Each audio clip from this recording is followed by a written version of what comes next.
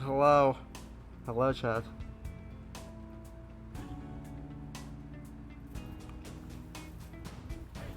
God, what have I signed myself up for? I hope you're all happy. Thank you for the 9 months in a row, Kappa Crab. I super appreciate it.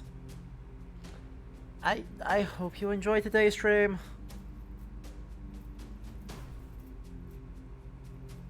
What have I done to myself? No, it's not. You're very happy? Oh good. Oh good. Chat,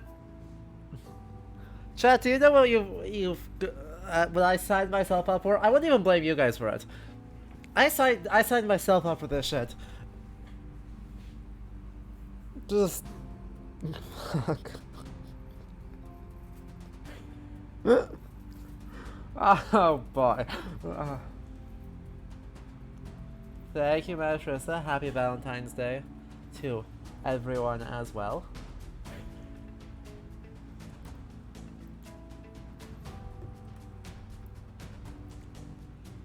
And happy Ace Awareness Day. Random Citizen, welcome. Yeah, picked, what a heck of a day to come back. Well, good to see you. It's been a hot second, so. Good to see you. I hope you're ready. Look, the worst thing about this is I didn't even burn up your channel points for it. Since we didn't hit the benchmark for full voice acting for this, we only got halfway there. I had to refund all of them. So you guys get this totally free. Motherfucker, Leander.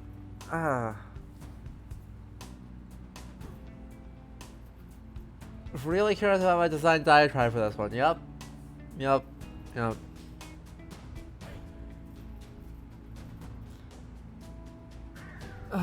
KJ, hello. Peter, hello. Good to see you. Yeah. I refunded all of y'all's channel points because I don't have a choice in the matter. I did that just a few minutes ago. So yeah. I didn't even burn up your channel points for this. You get it totally free. Hello! Welcome. You picked one heck of a one to show up in. Good to see you though, Socialist. Chat. How many of you remember when we did the demo for this game?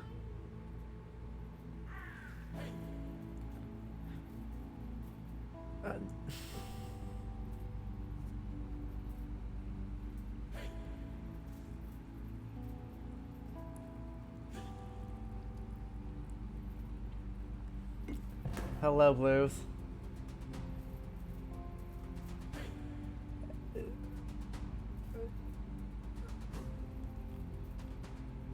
It was a thing. Yep. Before your time, Asher. So well, you're in for something. You can. Yep. Blues. Might I recommend some wine on this Valentine's Day?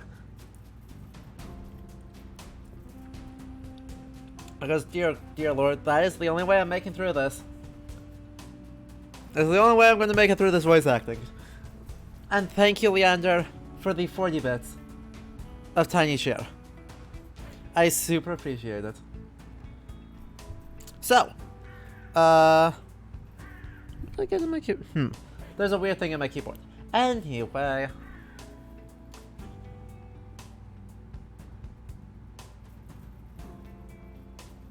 Yeah, that's fair, Peter. That's fair.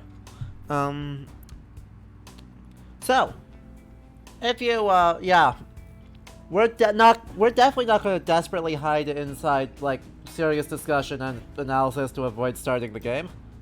What? No, who would ever consider doing that?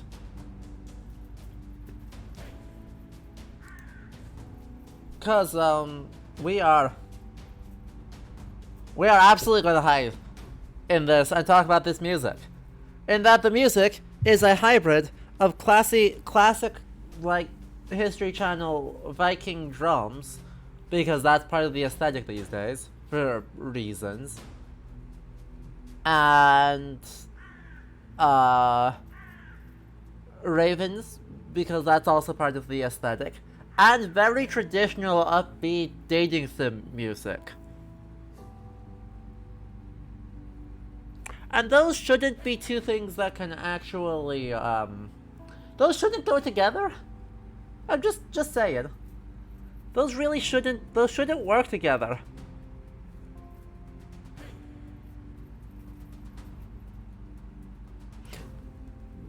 Then again, very little about this game should work together. So, you know, there's that. Listen to that slight funk.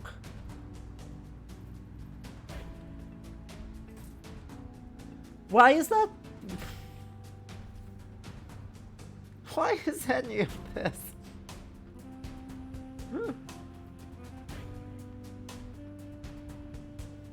Smooth sax.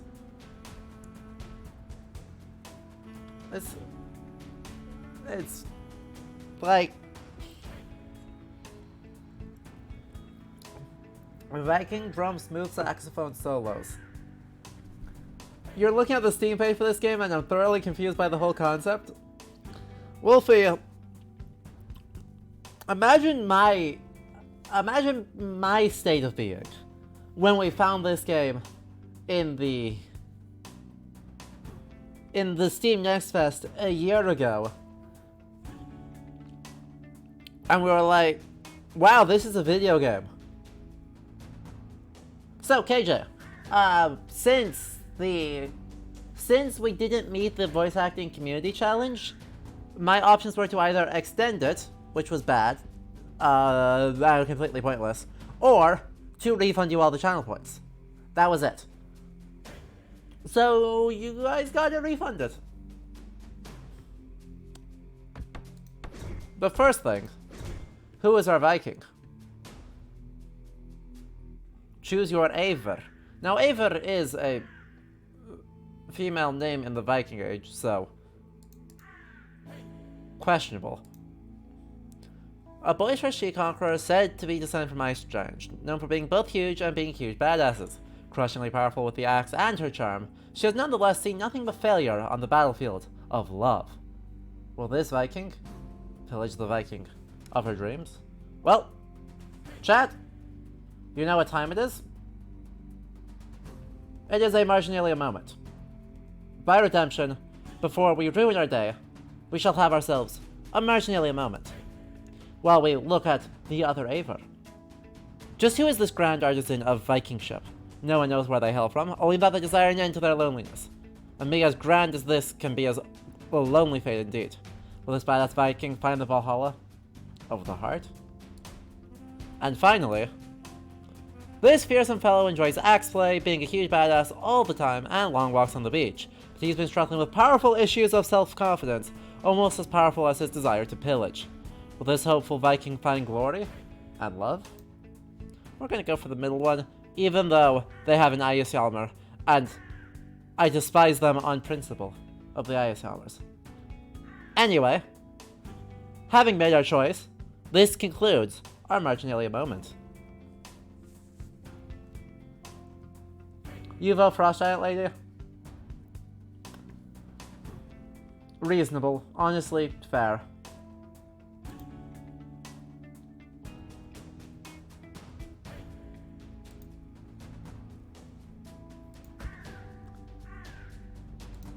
Yeah, it is basically just Jester from Critical Role. Honestly.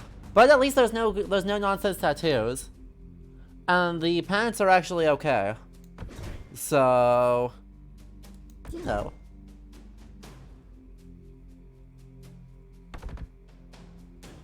I suppose it's time.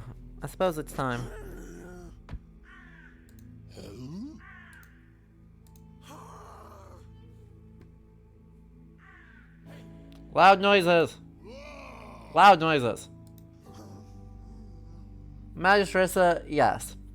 Eivor is very likely going to be a generic Viking name from now on. There are so many names. They all start with Thor, but there are so many of them. The axe isn't bronze?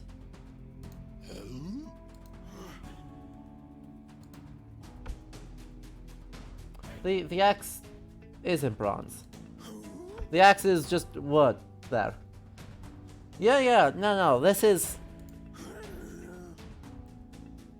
quite a bit of effort. RBAB, RBAB. RBAB, RBAB. Oh, on the title screen? Well. What? I think we need to restart the raid. Yeah, I've never raided a village before. All the other Vikings make fun of me for that. I'm so embarrassed. But one day, after a long time of melee partying, everything changed. Brave Viking. Odin has an Ægishjálmur again. Again.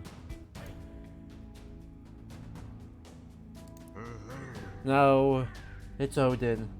I just said that. Oh. Right. Brave Viking, I have chosen you. It is time for you to conquer the name of Odin, who is me.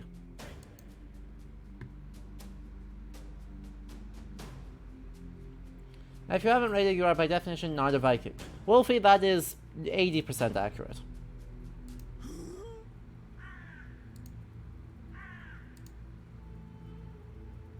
The reason why I say it's 80% accurate is that by the time we start getting stuff written down, the word Viking has expanded a little bit. There's actually two words that are relevant here, a Vikingur and Viking. A masculine noun Vikingur, marauder, and the feminine noun Viking, sea voyage. Or perhaps piracy. The thing is, the term Vikingur can be applied to land-based marauders as well as sea-based marauders, and in fact is done quite regularly in e.g. Sverre Saga. And so, there are Vikingar who never went on what we consider a Viking raid. This sounds so educational. I've granted a quest unto you. Set forth and plunder all the land for the glory of Vikings.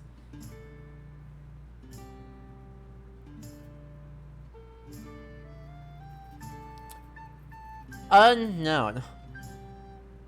But we are in England. Crap. Here we go. Emboldened by his words, you set out to sea. Your quest brings you to England, traditional target for Viking raids throughout history. It is here that you shall approach your first village. Your heart is beating faster. Your excitement could very much kill you at any moment. And then, a village appears in your sights.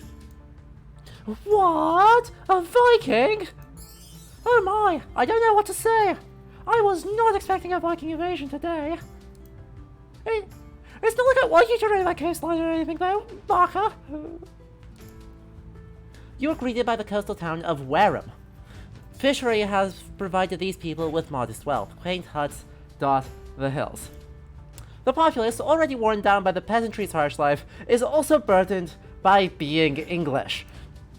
It is a simple, perhaps even introductory village. Time to conquer. But your trusty axe weighs heavy in your hands. Before this village, you feel ill-prepared. You can't think of anything to say. Could this be nervosity? Do not falter, brave yet nervous Viking. Odin appears before you. Your surprise is barely surpassed by your awe, balancing out to a cool raised eyebrow overall. I know what you're thinking. What if I say something stupid? What if I cough like a little creep? What if I embarrass myself? Well, don't do that. Believe in yourself. See those hearts up there on top of the screen? Get one of those hearts, and you have succeeded. Experts may aim for 2. Or even 3 hearts. Every Viking needs that nap time eventually, so hit the number next to the hearts. Tells you how much more decisions you can make before the raids end. In the upper left, you can find the mighty settings button. Smash that button for powerful options, or for restarting the raid if you're a crazy daredevil. Now go out there and date that village. You go heavily. You face the village. Well, hello, warrior. I hope you like my easily conquerable treasure hoards. What do you say, Viking? For this dude, excellent question. Wareham is in... Actually, there's multiple Warehams. There's a Wareham in East Anglia, and there's a Wareham in Wessex. So why is the symbol up in, like, the borderlands of Scotland? Excellent question! Wish I knew.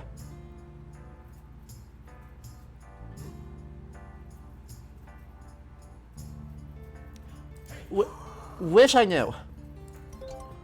Wow, you really are! That powerful physique, that powerful gaze, that powerful smell. I know being led by roving bands of Vikings is all the rage among cursed homes these days. But I never expected it to happen to me.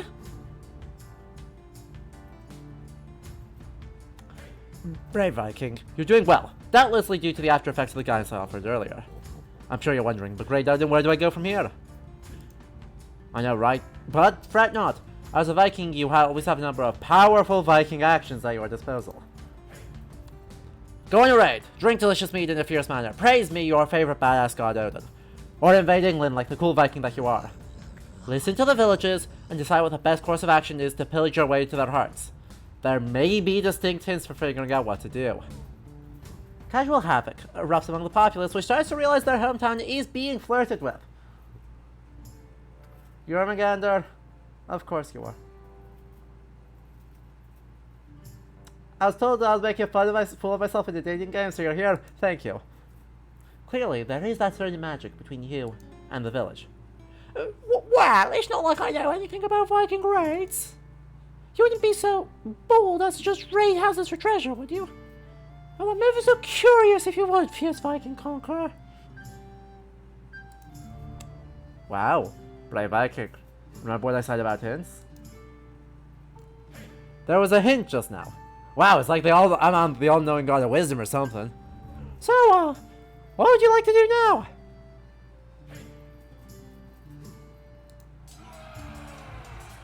You command your mighty Viking fleet to attack. Cleaving and leaving and loving it, you wreak havoc on the unsuspecting fisher people. Their riches are yours. And wow, are they ever! Using your unique reaving style, conquering with one arm, flexing your muscles with the other, you succeed beyond your wildest dreams. Incredible, mighty Viking! I see you know how to treat a lightly defended settlement. If you keep destroying and being a general plague upon these innocent people, I might just fall for you! Well, that was some action, wasn't it? Wait, is this the new hover model? Oh, fuck. You're right. You're right. Impressive you to count that high. Luckily, you do not sense any sarcasm, probably because you don't know what that is. Wow, we are dumb. Yes, Jormungandr, it is the village talking. And, having reached exactly half of the voice acting challenge, it is the villagers who are getting voice acted. The Viking is not getting voice acted because that would destroy my throat. But yes, the villagers are getting voice acting. Now, tiny thing, tiny historical nitpick. Norse humor from the Viking Age to the later Middle Ages is unbelievably goddamn sarcastic. Now, our Viking might just be an idiot who's bad at it, but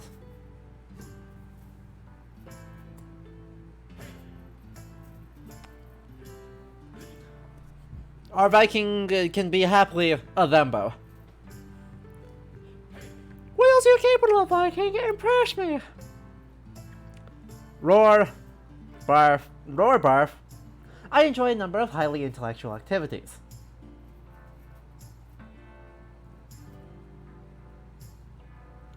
You...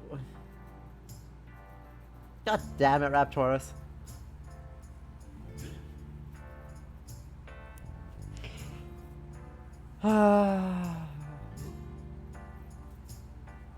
We are ready for Jormungandr.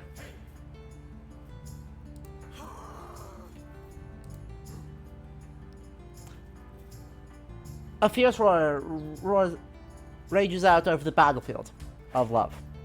You do not know the sheer volume you are capable of. Windows shatter, buildings collapse, birds explode mid-flight. You are grasped by an immense sorrow because of all those poor birds. What? I am truly impressed. That was hella loud, almost unreasonably so. I am nothing if not unreasonable. Huh? Mighty Viking, I can see you move your mighty move, but I cannot hear you! Your tremendous scream has rendered me deaf! Disaster strikes. Who could have foreseen this tragic development? Looks like your next Viking action will have to speak louder than words. Time is growing short. You barely began pillaging, and yet the day is almost over. You were so immersed in your first real plundering experience you forgot all about the time. Soon, you'll have to turn back before you miss nap time. But first, on one last Viking action, think of all you've learned, brave Viking. What might be the best course of action? Choose wisely. What will it be, Viking? What? Can it be? You're actually attempting a comeback? Hell yes you are. You refuse to accept failure. You're a badass Viking, so you had a bad start, whatever. You're so badass, you just take that bad first impression, and an ass impression on top of it, go with a badass impression. Easy. And so you begin the entire thing from the start, but cool this time. You read like a madman, frustration leaves your body at incredible speed, bringing destruction to the unpilfered parts of your surroundings.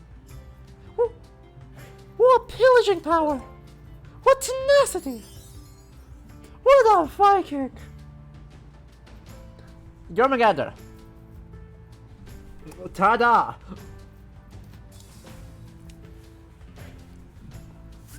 With a mighty swing of your axe, you bring down the very last building. Your tour de conquête may have begun with a whimper, but it ended with a bang. The village has been plundered. Riches are yours. But will the village's heart be yours as well?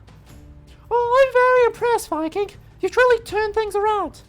I see you just need to get settled into the trendy Viking lifestyle. In a way, your hapless start was kinda cute, actually. It's a good thing no one can see you blush, because you are covered in the blood of your enemies. Your raid has found an end. Doubtlessly, you have acquired riches beyond counting. Which may not be a lot, actually, because you're not all that good at that counting thing. Yet all the riches in the world would be meaningless if you could not brighten this village's day. The village surveys the utter destruction that has been brought upon the settlements. Traces of badass Vikings slipping out can be seen everywhere. Walls were toppled, treasure holes razed, a farm has been turned upside down. Chicken, formerly held captive, now roam free to seek vengeance on the fleeing farmers. Mead spills result in naturally occurring lake systems. And you feel the village's warm smile. What a day! Viking, this was a truly romantic encounter. You conquered with such passion, yet so much understanding. I know you're new to this, but you already pillaged like a pro.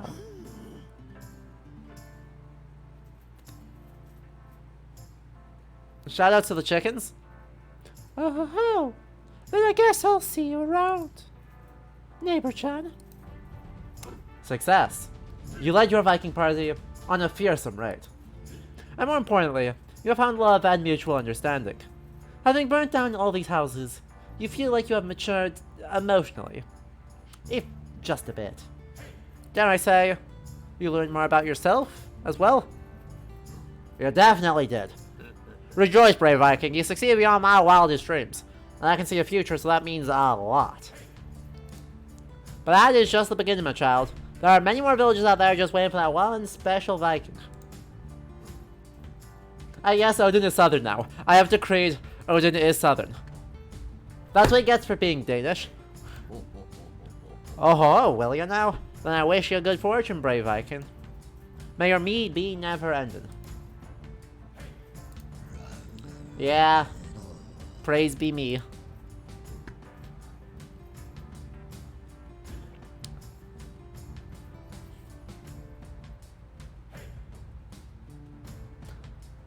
Oh boy.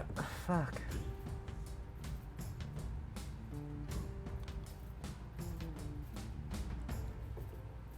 I have both a nitpick and a compliment. You are correct. You are correct. We have a nitpick and a compliment. Fuck. So, nitpick. The fact that we are dumb as a box of rocks. I understand that we are the ultimate thembo. And that we are focused on being badass. To the exclusion of all other things. But Saga evidence suggests, and our surviving Scalded Corpus suggests, that ideally the servants of Odin would be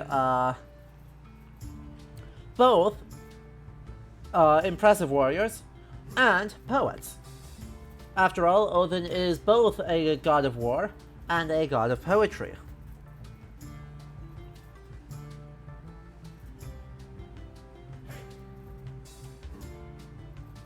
Therefore, we ought to actually be quite well versed in compositions in Drothkvite, which is so bloody fucking complex that you can't be dumb in composing it. Just saying. Now for the compliment. I like the sea serpent.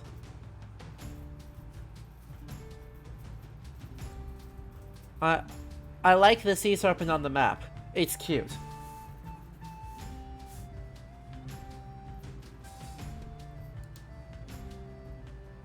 Using your finely tuned Viking treasure sense, you follow the traces of untold riches. And lo and behold, your boundless drive to Reeve has once again yielded a worthy target. A money neighborhood appears before you, relentlessly flinging its liquidity all over the place. Nouveau riche are filling every available space. The gentrification here is super real. You are disgusted by this display of obscene wealth, yet are also smitten by the availability of investment opportunities. Wonderingly, you enter its gilded harbor. My, and I was wondering where this sudden cashlessness was coming from. I can sense it, Viking. Your wallet is as empty as your head, and your love for England is in question, to say the least. What do you want, you dirty lot?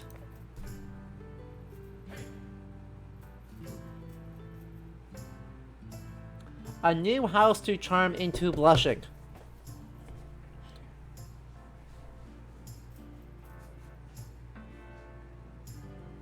Fun thing. Oh no! First time chat. Oh no!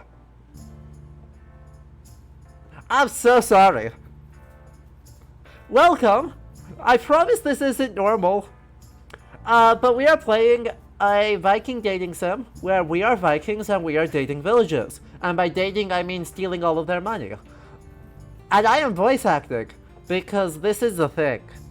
This is a thing that they donated to do. So blame chat for this one. Look, we've got to do stupid games once in a while. Thing is, right, Fawn, I have a graduate degree in Norse Studies, and this is how I am putting it to use.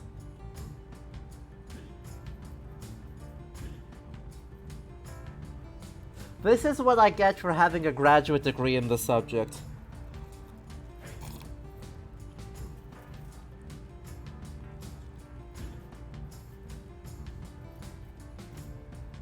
No, fun.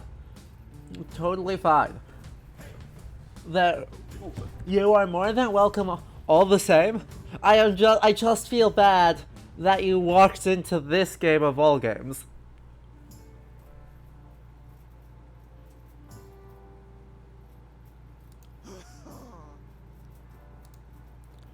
My word, your flirting is truly outrageous. You truly are a barbarian. In matters of heart and purse, you cannot hope to reach me.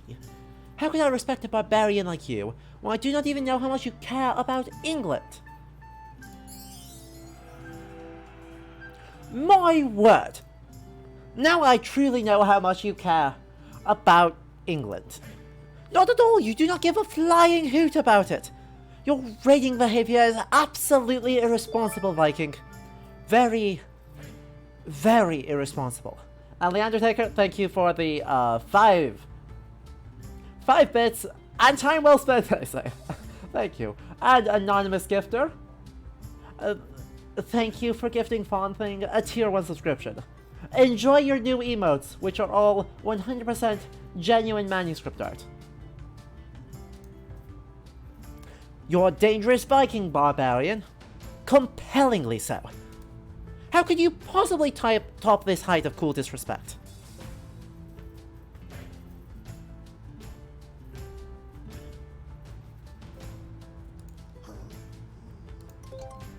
Oh yeah, so impolite.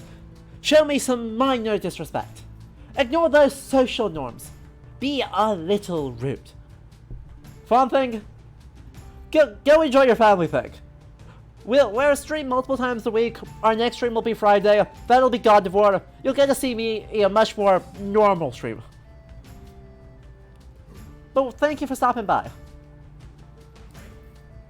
Do it.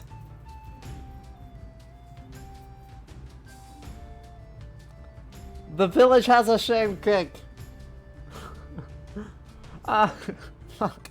A nitpick? At a time like this? Fine, the nitpick is that these houses are early modern. Waddle and Daub. While that style is in use, the specifically whitewashed style is very stereotypically like Elizabethan England. Not early medieval. Raid? Raid? Fine. What amazing raiding technique! You are truly impoverished. What an adventure. And for the compliment, I loathe... Well met, barbarian. You are truly a thoroughly nasty, brutish thief. As low as they get. Just how I like him. The compliment are that Eivor's pants are good. I like Eivor's pants. I like that they are red. I like that they are shiny. I like that they are striped. Success. Your Viking prowess has once more led you to a smashing victory. The rich village, now considerably poorer, has fallen into your Vikingly ways. Well done, brave warrior.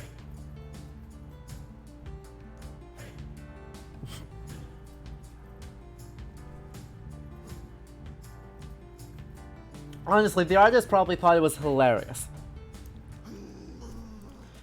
Wandering the picturesque landscape of pre-invasion England, you take the chance to survey the lands before you inevitably plunge them into chaos. Good thing your boots can not only tread upon your fallen enemies, but also enable prolonged land travel, a process known as walking. And what a great day for walking it is. You enjoy the beautiful nature, in a dominant, non-wussy way. You begin to enjoy yourself so much, you even take a while to mingle with the local populace. Surely these poor farmer people will welcome a fiendish Viking out to conquer the coast, indiscriminately. To your utter and complete surprise, they don't. Vikings, bah! A common English woman manifests from a nearby brush. Actually, she was standing there for quite some time, attending some menial, non-badass task, which your Viking senses are too developed to understand. What do you think you're doing out here, uncouth barbarian? Strutting about like you own the place? Well, I do not approve. Bewildered and confused, you start to roar. Yet your problem does not disappear, somehow. In fact, it keeps being there. Oh no. She keeps glaring at you. You don't even know what it is that she does not approve of. But it really, really feels like it's your fault. Your mighty roar kind of peters out a little, turning into more of a mewling of sorts. Oh no. Now she's tapping her foot impatiently. Well, be on your way, barbarian.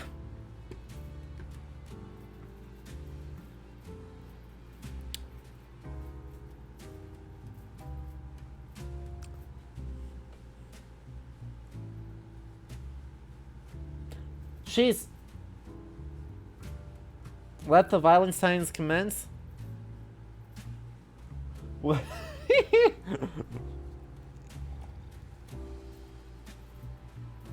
What were they on when they made this, and where can I get it? Honestly true. I feel like we should be civilized folks.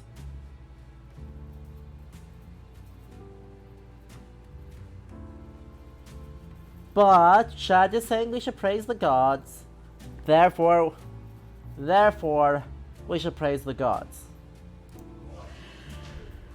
In the face of that impetulant woman, you yell praise unto your gods. They were powerful before your incessant bootlicking of the gods. You praise Thor's mighty deeds. And then, you praise his less mighty deeds as well. Hell, you can find some cool things to say about Loki, that fun old rascal. All these names mean nothing to me. You regard the ignorant Englishwoman with shock. Praise your weird gods all you like, that still doesn't mean you're welcome. Confusion worms its way into your head. What's going on here? Villagers are normally just, you know, mentioned as a small aside while all the pillaging happens. Like, particularly boring sheep. And now you're getting really bad vibes here. Oh, I'll tell you, these Vikings, they're downright terrible. They're terrible for quite little villagers.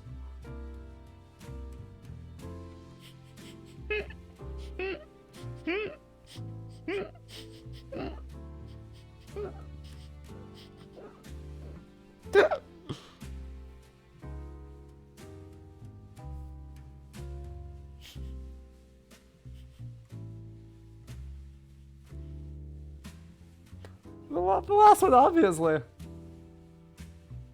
Bargain Geek, I have made no promises about the quality of my accents, because England just happens to be the first area. And we're going to have the worst English accents. English. And then afterwards, we'll commit violence against the rest of Europe, too. No, of course not. Nobody cares about that. Because they keep romancing our respectable villagers. Everyone knows that pillaging is an expression of true love for Vikings. So when they plunder the English coast, what they're actually doing is to shamelessly flirt with our very homes. It's downright indecent. Wow. See? See how awkward it makes fleeing in terror? There we are, running for our lives, and everybody's like, get a Ragnarok, you two. Oh, it's self-aware. Last time some peasants rolled their eyes so hard, they ran right into the picture, they ran right off the picturesque cliffs of England. Not to mention the moral quandary of a vile barbarian seducing our proud villagers, which is, mildly put. Okay, stop caring, bye. And then you just kinda leave.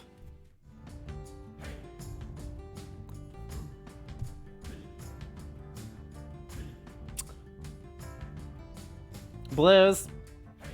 Blues. This one's Welsh.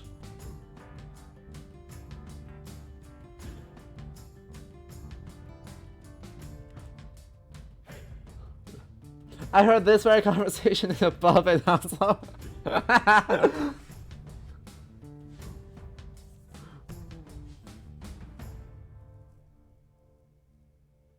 God damn it, Blues!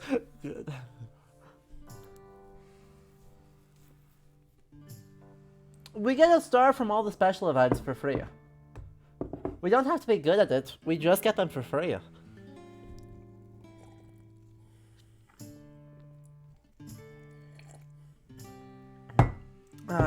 Another fucking compliment. You are the worst.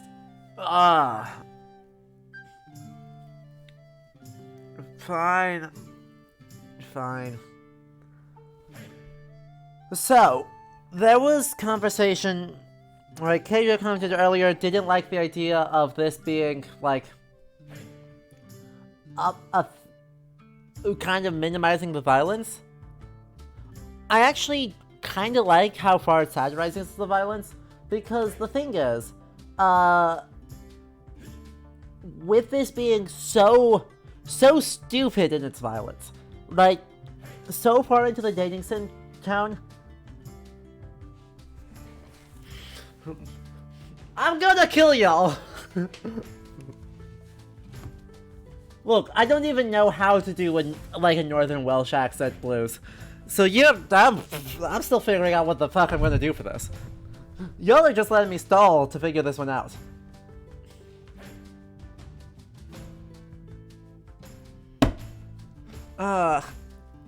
So, right, this satirizes the violence so far that no one actually gets a chance to, like, I don't know, make it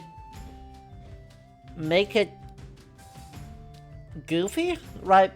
And when it's made goofy, right, there's no room for anyone to be like, oh yes, the violence here is good. There's very little room to do that, because the violence here is obviously not... It's so divorced from anything that makes any sense that it defies an attempt to glorify the violence. And so that's actually an interesting thing.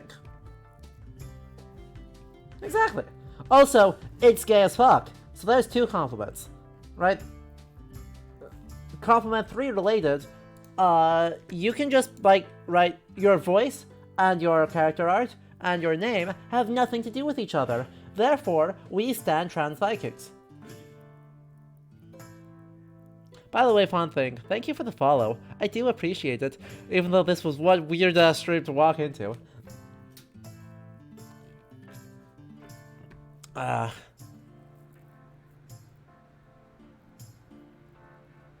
It makes it inaccessible to certain people. You are correct.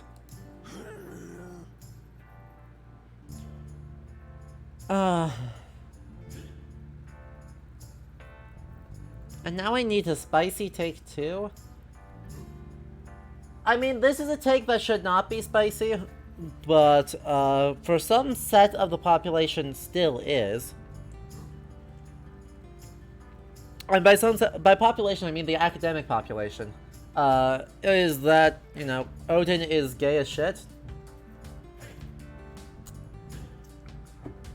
They are, right? Odin is an extremely queer deity. Violates all sorts of gender expectations as preserved in law codes and other material, and despite that manages to be super popular. So, right, the spicy take is that we do not need to explain away Odin being queer, and yet books from 2021 still feel the need to do that. So it's still spicy within the academic field. And now for a nice cold take. Loki is also queer.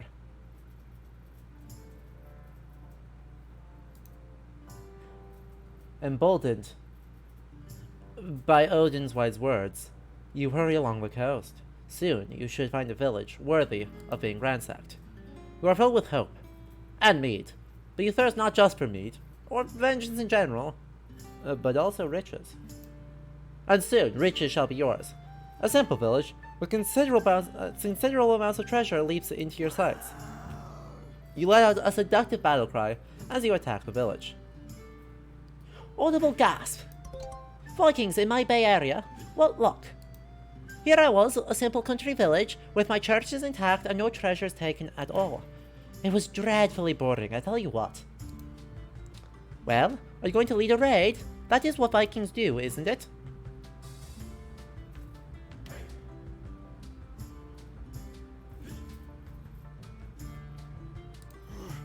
Okay, but I had the idea first.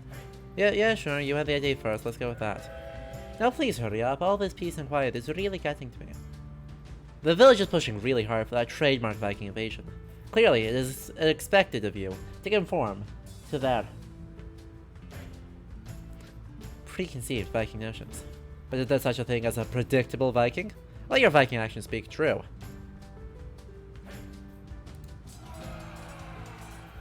Your pillaging prowess runs rampant over laughable fortifications. Treasure is seized by the handful. What a raid! Oh my, what excitement you brought to this simple village. Here we are, toiling away in dreadful peace times, and now everything's on fire. Will you attack England now? That'd be a nice change of pace.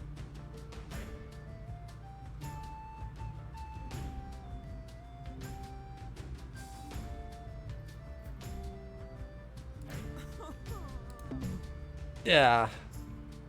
Well, I don't suppose you're one of those ambidextrous pillagers, are you? At least all you did so far has been strictly invasion-related. You sure you can't plunder through your injury? I'm gonna tell the Workers' Tribunal the village led me on, Your Honor! You attack England. Leading Viking doctors recommend invading English shores at least once per day. Watch that London Bridge falling down. That's hilarious.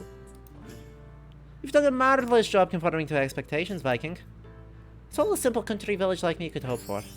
I'm reasonably happy, yes. So, here we are. Well, let's be honest, you're not the Viking I thought you'd be. I hope to get somewhat more from this, you know? No hard feelings. You're just a tiny bit annoying, that's all. Ugh. Savage, Viking. Your heart has been torn into oh so many shreds, each which was ignited with white-hot shame, and indignantly stabbed out in turn. You feel humiliated, but alas, there's nothing you can do anymore. Rejected, you flee the scene, to never return. Or will you? I certainly wouldn't now. We're back! Let's do it! Audible gasp. Vikings? In my Bay Area? Well, look. Here I was, a simple country village with my churches intact and no treasures taken at all. It was dreadfully boring, I'll tell you what. Well, are you going to lead a raid? That is what you Vikings do, isn't it? You stare longingly at the defenseless citizenry. They're just there, clearly ready to fall into a panic, making your cool conquest especially cinematic, as they run away in captivating scenes. Presumably there will be badass scenes in slow motion. I know, I appreciate your flattering bloodlust. Less hesitation, more action. I'm terribly bored. Do you know how darned peaceful it gets out here in the countryside? It's horrible. Show me some good raiding, Viking.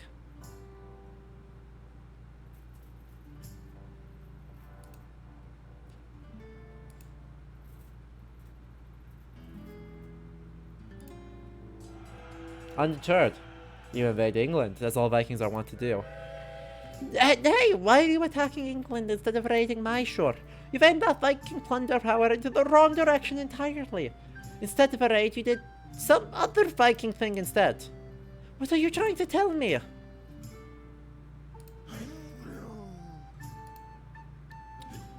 What? Yes, we left Brookrold and the thrill of battle. Oh, Viking, son. Your words have touched my soul. All this time I thought of the Viking terror as nothing but a fun pastime. But your wanton acts of barbarism show the great emotional maturity you truly possess.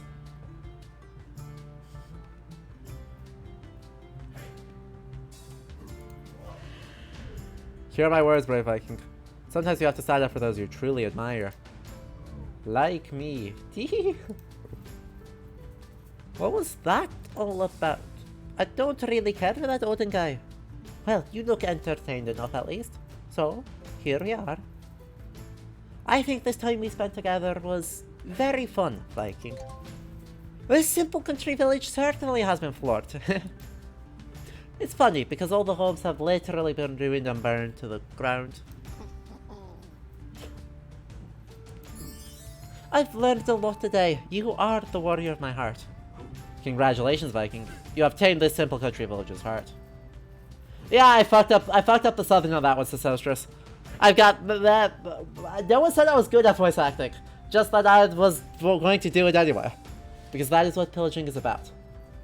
Raise peaceful settlements to the ground, and in doing so, learn more about each other's true feelings. Heartwarming.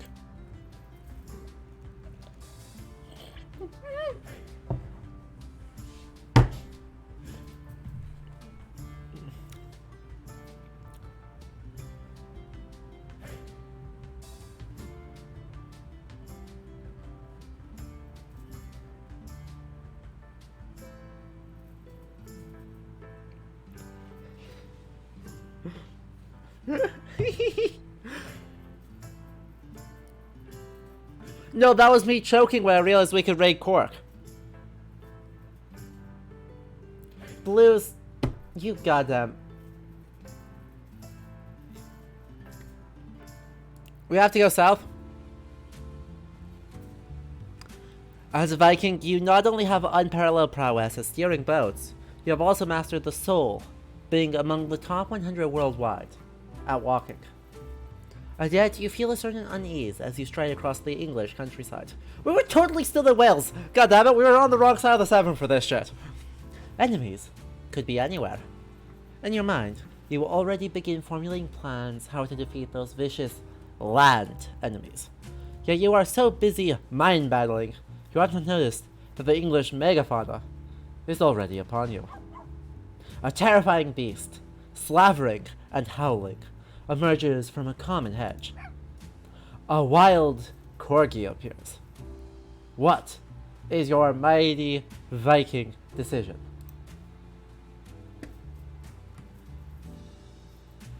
Play dead, as the wily opossum would. Who's a good boy? Who's a good boy? The corgi is elated. It seems the monster is indeed very keen on finding out who this good boy is. Because perhaps, just perhaps, this good boy might be very close. Closer than he'd think.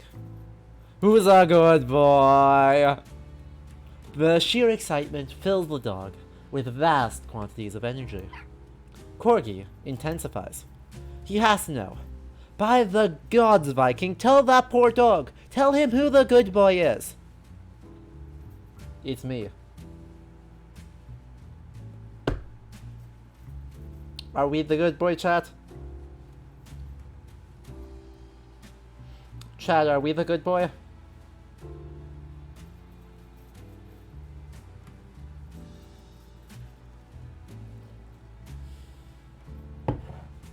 The dog is a good boy. You are all correct. The dog explodes with sudden joy. Its little eyes shine with unconditional love and excitement. It runs never-ending laps of happiness around you. It's true. He's the good boy. Well, there are many boys, but only one good boy. And that's him. It's all clear to him now. Overjoyed, the corgi bounces back into its hedge. You are safe again.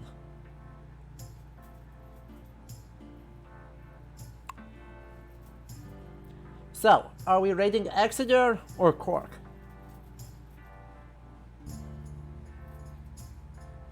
I feel like we're raiding You prowl England in search of your next worthy prey. We are not in England, but you can say that again. Axe at the ready, face already in a permanent scowl of anger, your heart ready to conquer. You're all business. All the time. When a sudden bleeding attacks your ears. What new devilry is this? Which demon dares confront a Viking? As it turns out, a goat. A goat stares at you goadingly. What do you do?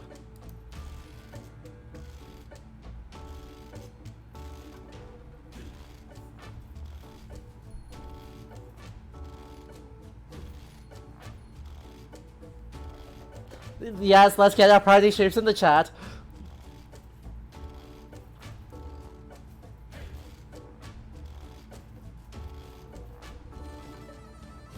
Eat the goat.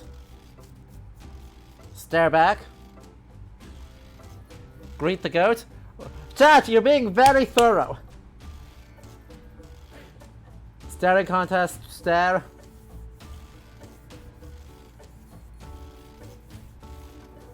I need one more vote. Stare. You stare back at your goatly opponent, as unflinchingly as the mighty cliffs of Norway. The goat counters your stare with an even more powerful stare. It's good at that. Have you seen goat eyes? They're incredibly freaky, enough to unnerve any grown Viking. That goat has seen some stuff. Blink. I'm sorry, please don't eat me, goat. Are you my soulmate?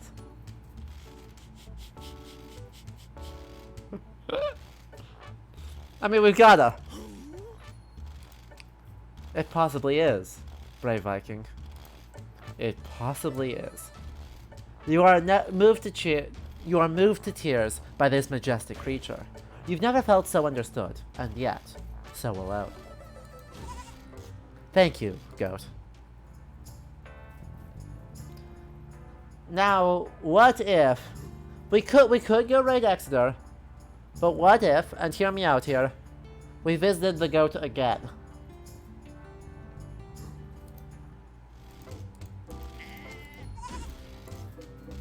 We're going to eat the goat.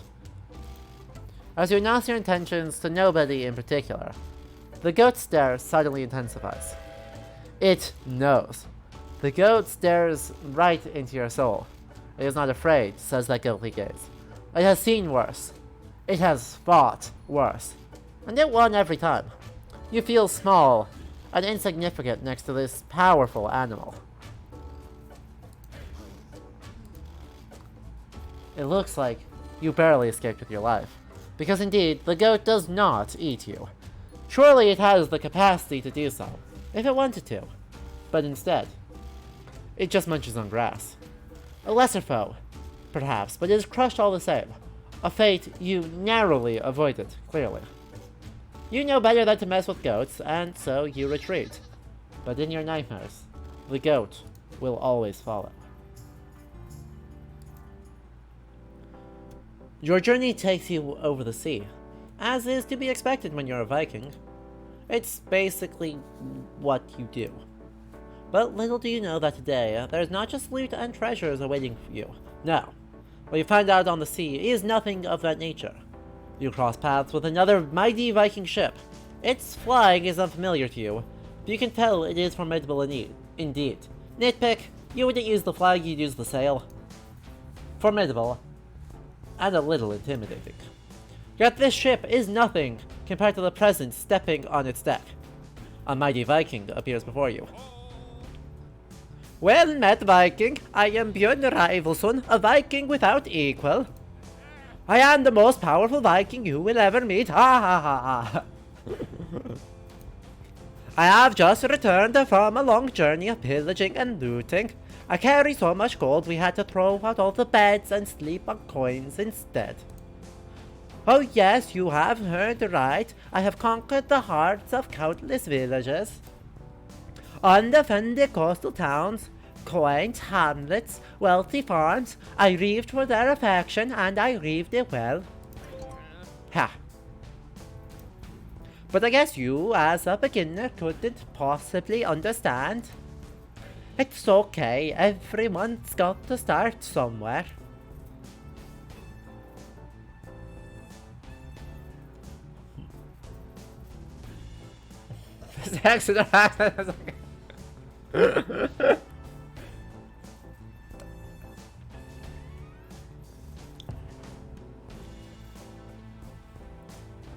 Björn Sama.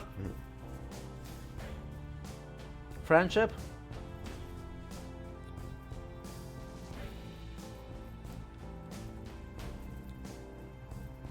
Björn Sama. Friendship. The real treasure is the friends we made along the way. And also the treasure. Bjorn-sama. You're so cute, Bjorn-sama. Ha! Oh, please, your compliments are weak. Give me better, greater compliments, as great as I am. Then we're talking. Well, it's been nice meeting you. Keep trying, Viking... Vikido. Drink mead aggressively. I will surpass you, Bjorn. I wish you were my friend, Bjorn. Drink mead aggressively at Bjorn. I mean, we gotta drink the mead. Angling your drinking horn at a truly outrageous manner, you drink mead aggressively at Bjorn. What? Don't you dare drink mead at me, you. I'll have you know I'm straight edge. That's right, I'm a Viking who does not drink mead.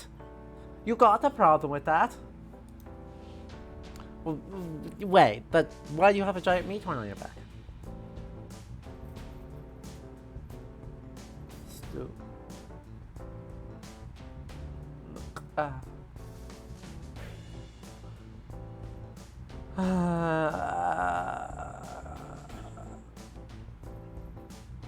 Fine, compliment.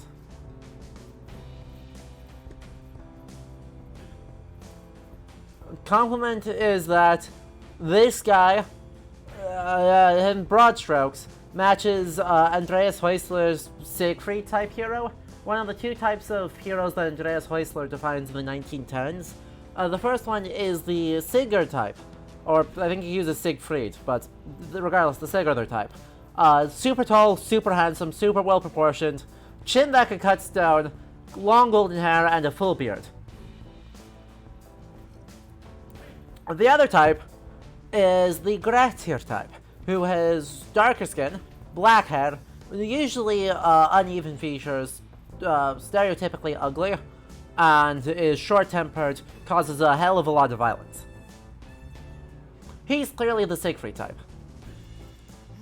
Oh, goddammit. I screwed it up. I screwed it up. We need to restart the raid. I hit the wrong button. Oh no. Oh no.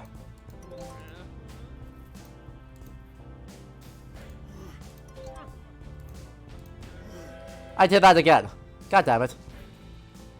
Well, doesn't matter. Are we going to continue drinking? Yes, we're going to continue drinking. But also emotional maturity. Odin sanctions saves coming. You're correct.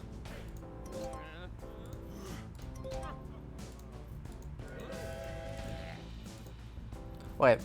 For water! I like to drink my sparkly water from a giant drinking horn. Horns aren't just for mead. Right. My Viking level is the highest one there is. Alright, chat. By the way, chat, I will have you know I am also drinking sparkling water when I am not refilling my wine. So, you know. I sympathize. My seltzer is delicious.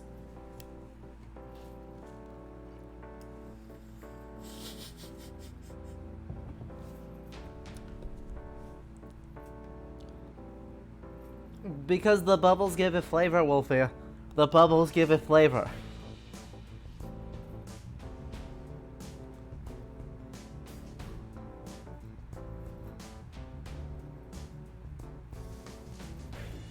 Considering the amount of drinking games that probably happened at Feast, this guy is not going to be all that successful in the social game at home. Alright, but chat. Fulfillment. Does this life really What? What a preposterous question. It's not like I'm filling the emptiness in my mighty Viking heart or anything. Baka. Achievement unlocked. Dating route? I have a feeling we will meet again, beginner Viking. So be it, I'll judge for myself if you're worthy to be called a rival then. As for me, I aim at higher goals. I'm no longer satisfied pillaging just any city. No, my heart yearns for that legendary place. If anyone can brave that voyage, it's me. I want to subjugate their people. I want to see their roofs ablaze. I want to take the riches and praise Odin like we're still teenagers. That's right. I will date Valhalla. Smell ya later, loser. Incredible. Magnificent.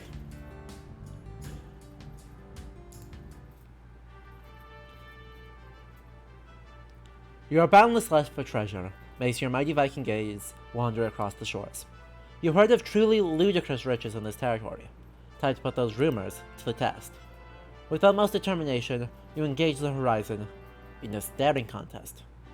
You keep your eyes fixed on the waves ahead. It is truly the greatest of navigating techniques. Absolutely nothing shall escape your powerful peepers. And just as the merciless northern winds started crusting your eyes with delicious sea salt, a coastal village appears in your sights seductively. Oh, what's this, a Viking? I've never seen one before. Hello. You are struck speechless. Before you, a village, nay, a town, stretches across the horizon.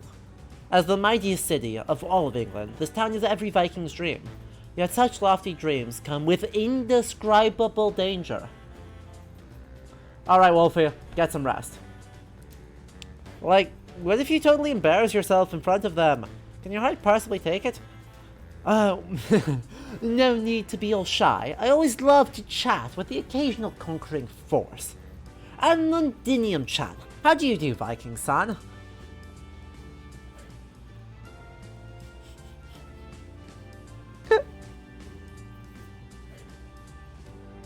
Stefan, hello. Welcome. We are raiding... London? Apparently we're raiding London.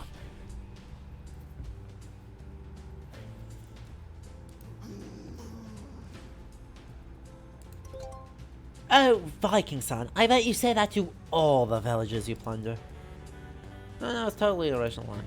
Well, you're certainly quite the original. Upon hearing that, you immediately surrender to despair. They've seen right through you, and now they're playing you like a fiddle. A dreadful melody played on your heartstrings. Yet, the mighty town of Londinium plays it off with an equally mighty giggle. To tell the truth, I'm a little nervous. Not like you confident seafarers. I've heard tell of something called liquid courage that every Viking carries with them. Wonder if that's true. As you chat with Londinium, you can't help but marvel at the magnitude of this undertaking. Sure, they seem nice enough, and they're clearly curious about Viking kind and all their wacky antics. But look at that! An entire town! Was it even possible to raid such a huge location? And have a real heart-to-heart at the same time? Nonetheless, you must try. For Odin! For glory! For love! You were right there. You look like you're thinking really hard. By Thor, they're right. You've done more than enough thinking. It's time for action. Viking action. What's on your mind, Viking son? Drink meat.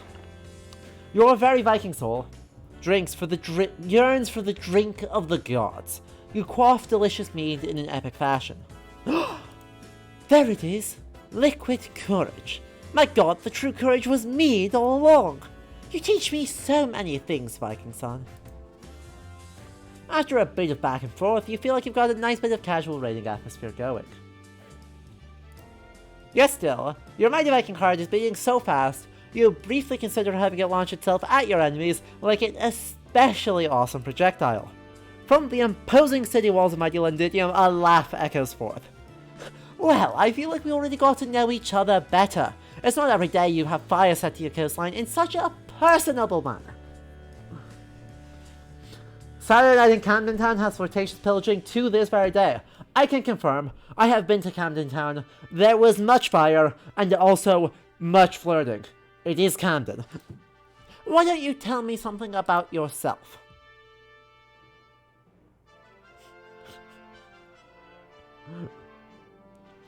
Yes, Viking son. I'm a vegetarian. I have a tormented past. I'm shy.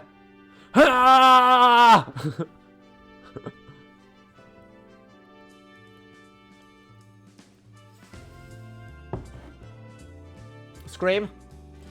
A spicy take.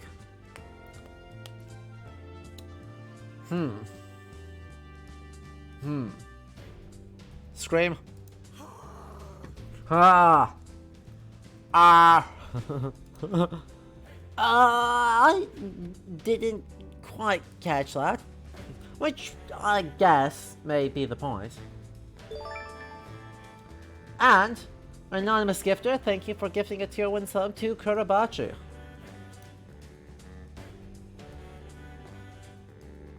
Raid, drink mead, praise Evelyn, or attack England. You attack all of England, in one huge sweeping invasion of the mainland. You're a persistent one, aren't you? Not getting anywhere with that, as long as I'm calm and collected. Wait, this is awesome! Time flies as you conquer the hours away. Spicy take, this is better at history than New World. Oh, fuck. You're not wrong. You're not wrong. But the reason why I was like, oh wait, that's actually really funny. I know I have a spicy take. I saw it. I'm thinking. But first, a bit of history here.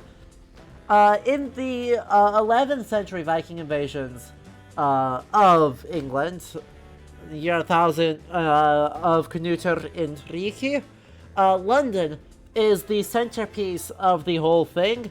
It stays loyal to originally Athelred Unrad, but then after Athelred dies in 1016, Edmund Ironsides, and London gets attacked repeatedly, with Olafur in Helgi and Knutur in Riki working together against it, being defended by Edmund Ironsides and Thorkell the Tall, and London doesn't fall, and so London is probably the reason why the truce between Knutur and Riki and Edmund Ironsides was made in late 1016. And as soon as Edmund Ironsides dies, just before Christmas that year, and Knutur becomes king of all England, the first thing he does is ingratiate himself to the city of London. Truly, this might be your longest. Thorkell. So, sorry. Thorkell.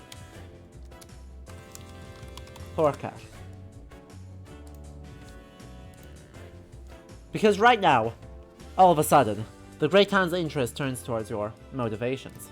You need to get a license to conquer in London. Tell me, why did you choose to settle here when you had so many rich defenseless settlements to choose from? There was just something about the way your inhabitants play in terrifying. Yes, they do tend to do that. I don't know, whenever I witness you mercilessly tormenting my populace, destroying their livelihoods and taking their possessions, I feel such a warmth in my heart. Well, that might be from you setting the thatched roofs on fire.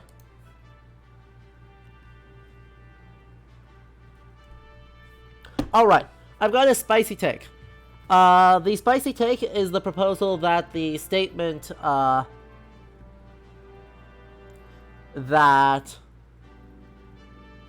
the poem London Bridge is Falling Down, right, that children's rhyme, has been proposed to be related to the 1016 attack of England, in which Thorkell supposedly pulled down the bridges across the Thames in order to prevent Norse invaders from crossing them from Southwark. I see you are laying waste to everything before you. Well, I've seen better, but you're putting in some effort, I suppose. Eesh. Ouch indeed. Londinium is truly the most enticing inanimate raid location you have ever encountered. Yet your muscles grow sore, and your flirty cheeks turn flabby and stupid. You can never grow tired of pillaging treasure, but for how long can your heart take this dance of torment? Look at you, thinking narration with 3 question marks at once. We're into uncharted territory here. Viking-san, it's been an interesting afternoon. Oh boy, here it comes. I can't help but feel that this meeting was destiny. But don't take this the wrong way.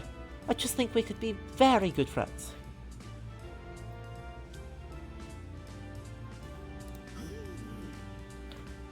Conquer buddies! Huh? Don't be stupid. It's not like I want you to subjugate my populace or anything, you baka. Oh boy. Oh no. Oh, you don't know what you say.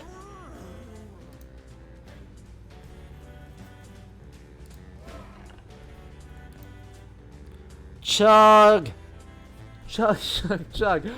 Keep drinking that liquid courage. Very impressive. If I want an actual physical location without capability to do so, I would totally drink with you right now. Mate, have you even been to London? Sorry, I don't think this game's ever been to London. The city of London can absolutely drink.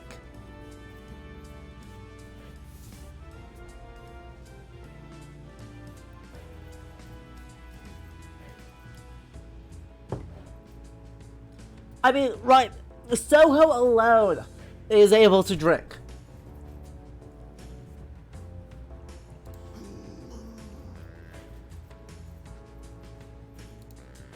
Skull to that. So then suddenly the great town of Londinium becomes quiet. How very unlikely of a geographical location. Not a word can be heard from the city. You sense that something is wrong. Yes, it's true. Something is wrong. For I am filled with doubt.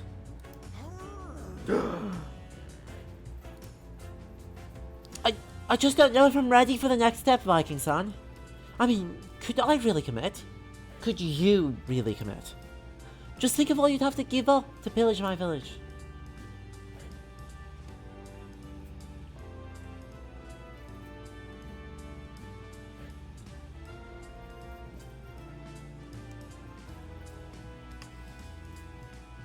No brain, only raid.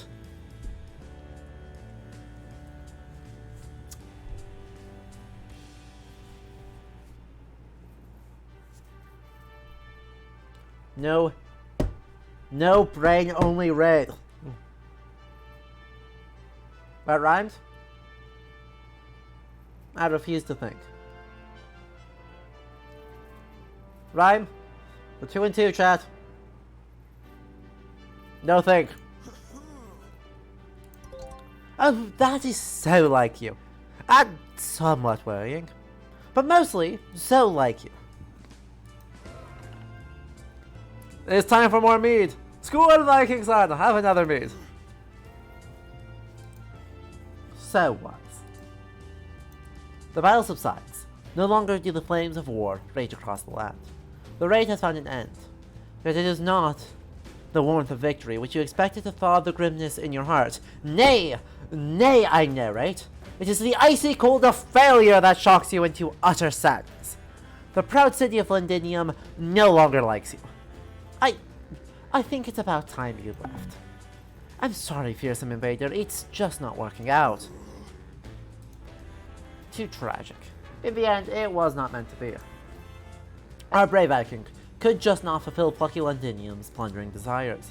The British village rejected Eivor, and was later attacked by a fierce, handsome raiding party from, I don't know, probably Denmark. Do not fret. It happens to the best of Vikings. Well, I suppose we shall have to do this again.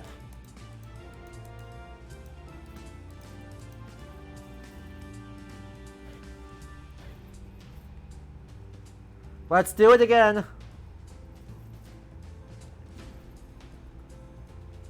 Grunt plunderingly. Confused pillaging motions.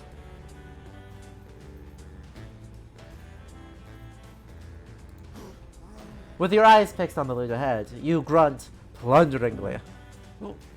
What are you insinuating, Viking son? Are your grunts some sort of communication? How rude! At least use words when you address a simple British capital city.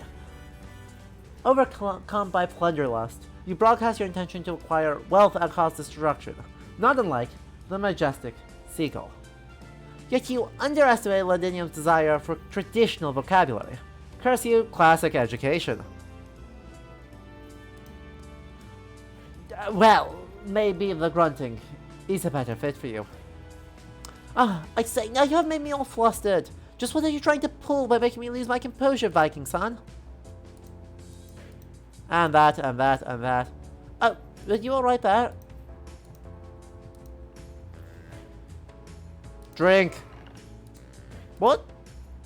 Your unparalleled drinking speed. I can see why they call you Vikings the Honey Maelstrom. They do call you that, don't they? No, but... After a bit of back and forth, you feel like you've got a bit of a casual rating atmosphere going. Yet still, your mighty Viking heart is being so fast, blah blah blah blah blah blah blah. Well, I feel like we already got to know each other better. It's not every day you have fire set to your coastline in such a personable manner. Why don't you tell me something about yourself?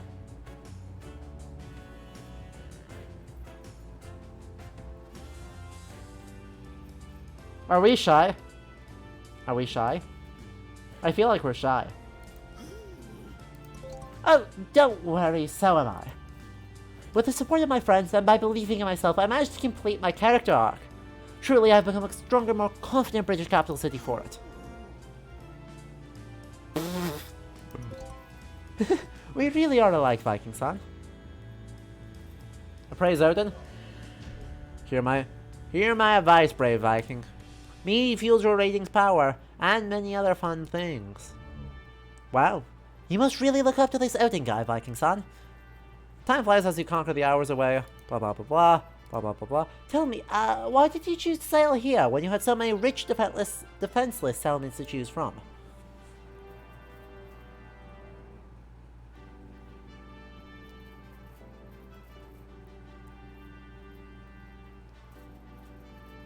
Nah. Literally. Huh.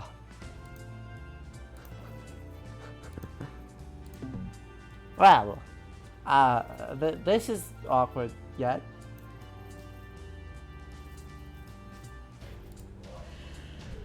Hear my advice, brave Viking. I can not only give hints, I may also influence others. Classic Odin.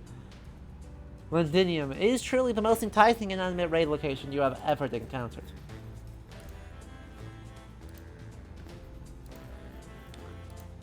Oh boy. Can't help but feel that this meeting was destiny, blah blah blah blah. You cut my life into pieces. Now, let's not quote any lyrics we might regret later. But I appreciate your honesty.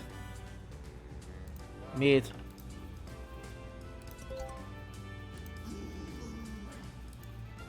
Skull. Uh-oh. Oh no. Filled with doubt. No! Oh no! Oh no! Ice cold take. We need an ice cold take.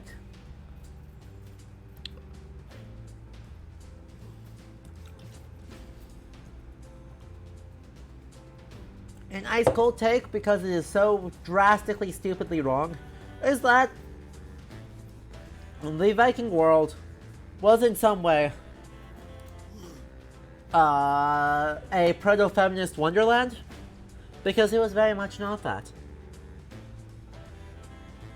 It was a place where there could be a lot of negotiation of gender roles, and where women could achieve relatively high, for the early Middle Ages, social power. But it was not proto-feminist. Patriarchal structures were strongly encoded in the law, and in the vast majority of feuding structures. Therefore, that take you hear on the internet sometimes is really ice cold.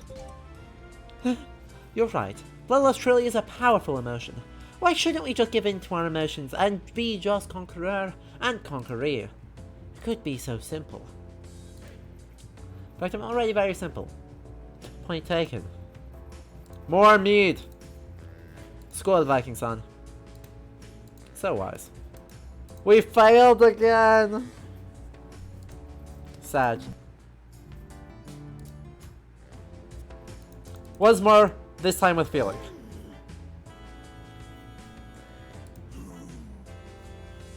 fine, thanks for asking.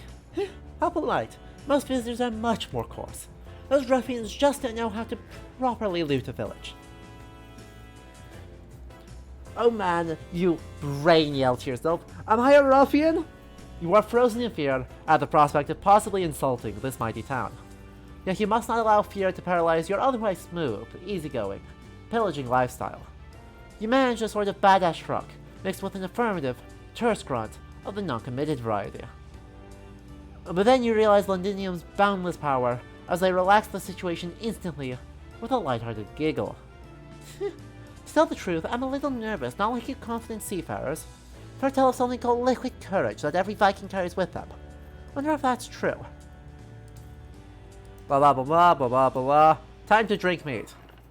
Your very Viking soul yearns for the drink of the gods. You quaff delicious meat in an epic fashion. There it is! Liquid courage! My god, the true courage was mead all along. You teach me so many things, Viking-san. After a bit of back and forth, you feel like you've got a bit of casual raiding atmosphere going.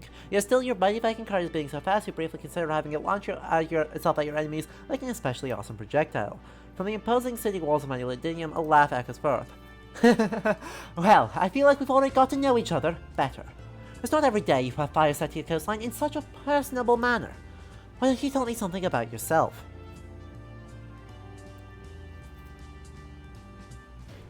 Vegetarian, shy, tormented past. These are the two we haven't done yet. Which one is it? Vegetarian, or tormented past? Veg?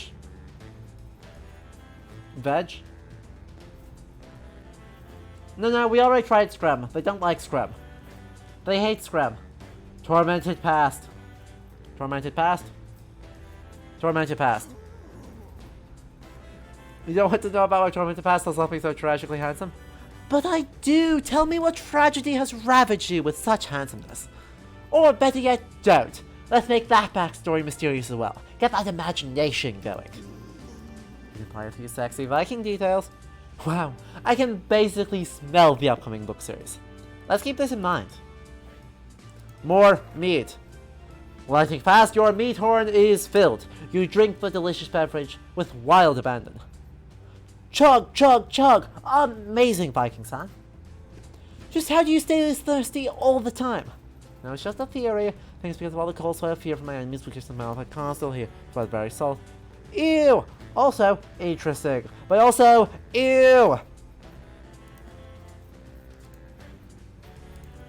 Tell me, why did you choose to sail here when you had so many rich, defenseless elements to choose from?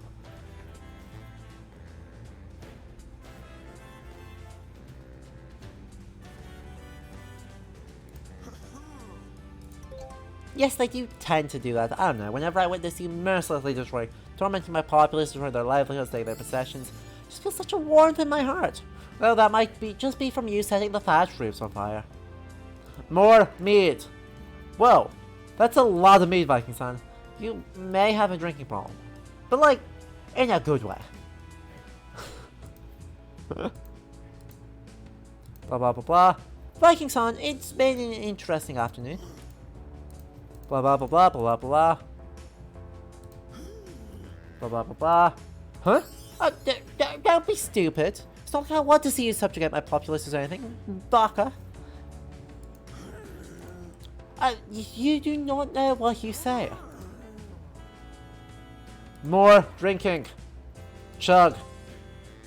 Very impressive. I went to an actual physical location without capability to do so. I would totally drink with you right now. Skull to that. Blah blah blah blah blah blah blah blah blah blah blah blah. Doubt. Could it be simple? Hey, we passed. Thank goodness. More drinking. School of Viking-san, have another meat. So wise. What a wonderful conquest this was, Viking-san. And so, this eventful raid concludes. You are exhausted, yet hopeful. Dreamily, you gaze upon the havoc of a hard-won battle. How curious! A chance encounter between a bloodthirsty Viking and a defenseless village has blossomed into something beautiful. You have ignited the flammable roof of my heart, Viking-san.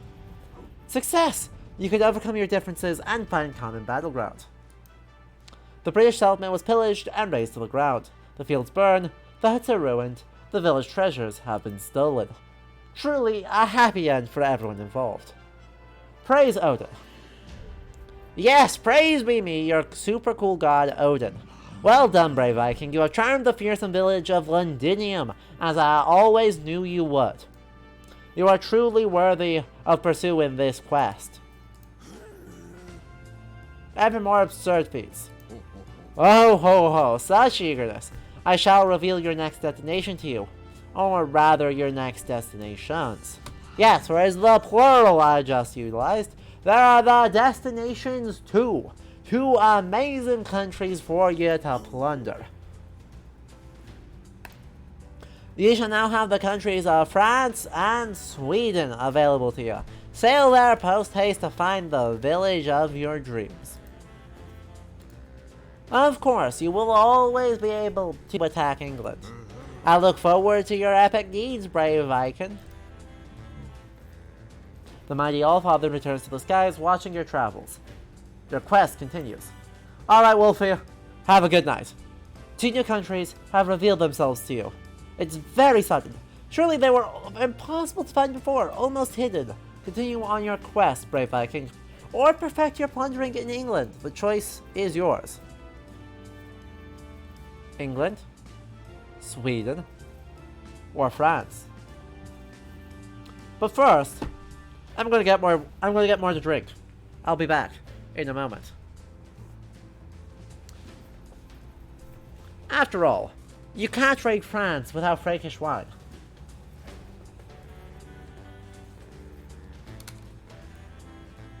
Yeah, Iceland is up there.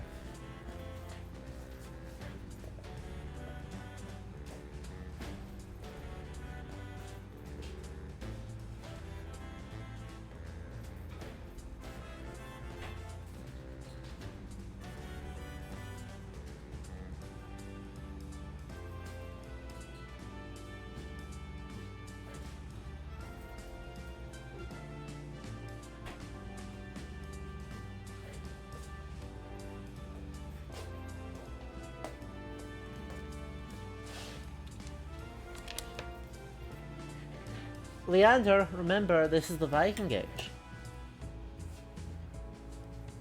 France doesn't exist. There is only Francia. Blizzard! I reload the tab, not remembering that there was a stream on today. What on God's green earth did you just see? I'm sorry. But also, the alcohol is making me less sorry by the moment.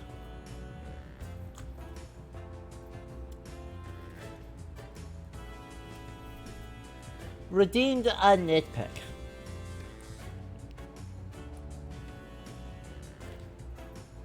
My nitpick is that we should be raiding Francia, not France. France doesn't exist. They certainly are not playing accordion music, because the accordion has not been invented yet. You are a fierce Viking. Powerful, boastful, prideful, filled with all sorts of incredible ingredients. Leading the cool and inspiring life of a jet-set pillaging superstar, you travel the sea, always on the lookout for adventure. Jeez! An anonymous gifter just gave Lizard in the Dark a tier 2 gift sub. Enjoy your gift sub, Lizard. And thank you so much for the tier 2 gifty, whoever you were. Lizard, you now have access to one more emote than everyone else in chat. Congratulations.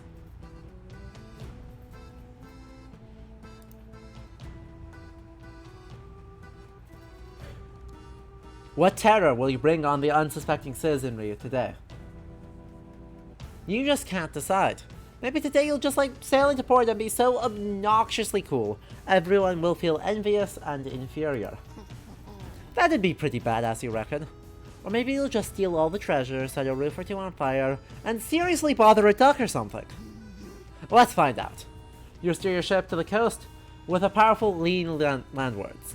You can barely contain your excitement for all the PG-13 Viking action coming up. Not quite Raptorus. It's the first tier 2 gifty sub, but Gazishin has been handing out the tier 2s and has been subscribed at tier 2 for quite a while now. And to our Maltese friends, thank you. This is actually an alternate timeline, where the accordion was invented hundreds of years earlier. This sets off an entire chain of events causing Vikings to wear horns. Yet you wonder, does being a huge badass all the time truly fulfill the desires of a lonely heart? But, brave Viking, there is no time for doubt. A picturesque village appears in sight, filled with treasure, negligible opportunities, and lots of prime Odin-praising opportunity. What beautiful landscape, what immaculate architecture, what easily terrified population. You ready your favorite axe? Explosion. And just then, you know exactly what to say.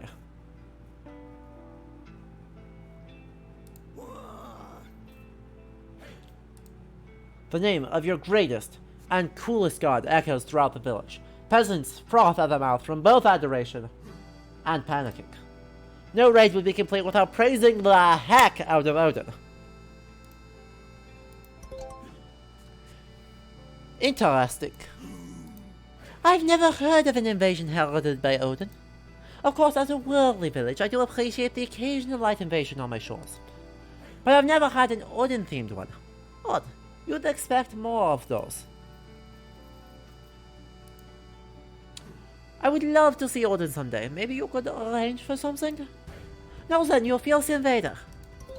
What will you do next? Surprise me. Or not? Hear my words, brave Viking. You are here to conquer in my name. Sounds like you're right. You really are here for Odin. And here's a cool tip for you. To win over the village, you'll need to learn manners from the best. Very helpful. Now, it is time to learn more about this picturesque village. The ice has been broken. The first impression has been made. Now, what comes next? Show that you can carry a conversation as easily as you carry an axe.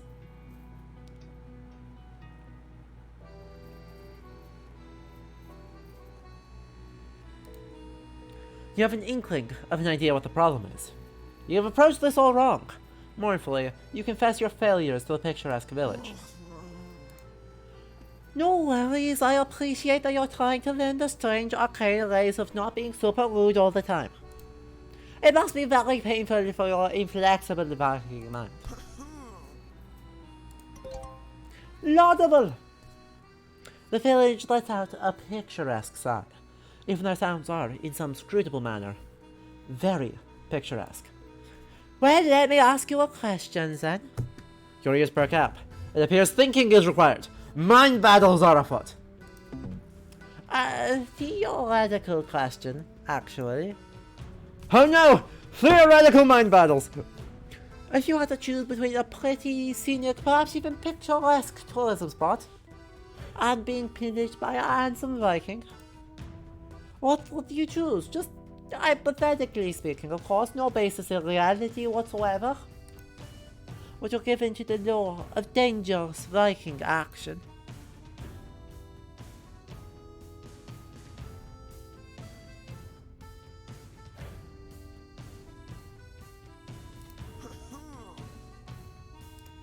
No?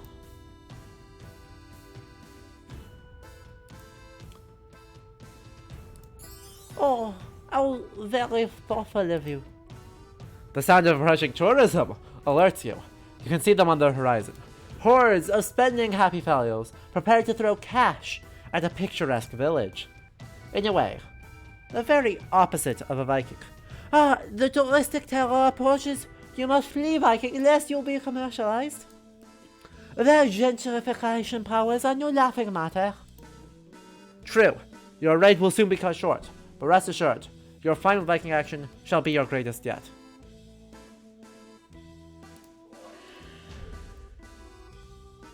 Hear my words, brave Viking.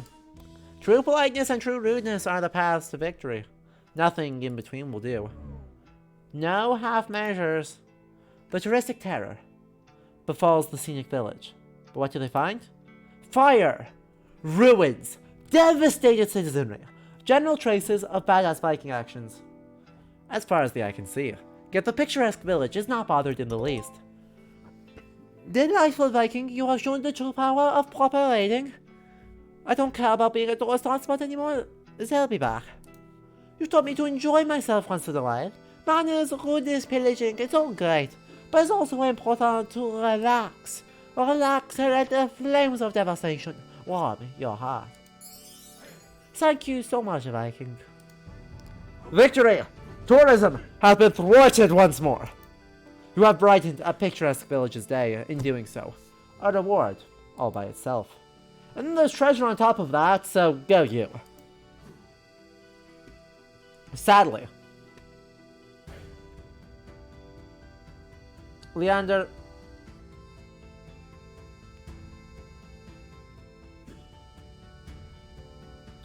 it is almost 2 AM, so I think it's time for a design diatribe. Understandable. That is fine. We have been hit with a design diatribe for a few minutes now. I thought we did the nitpick. The nitpick was that there wasn't Francia. Right, the nitpick that it was that they said France, not Francia. What is your design diatribe about? What topic shall we cover? We have the power. What shall we cover in this design diatribe?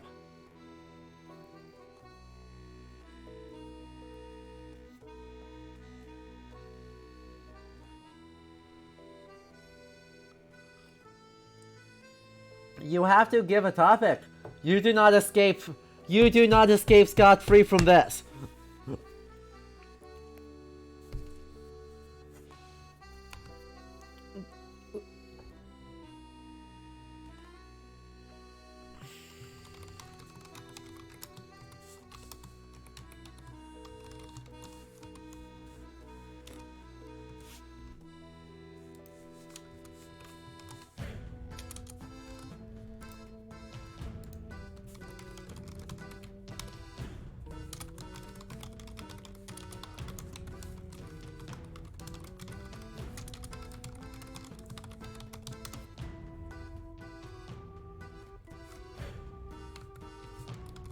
How does this game fit into the general meta-narrative constructed by Viking video games? God damn it, it's even a good topic! Leander! How dare you have such good, insightful topics?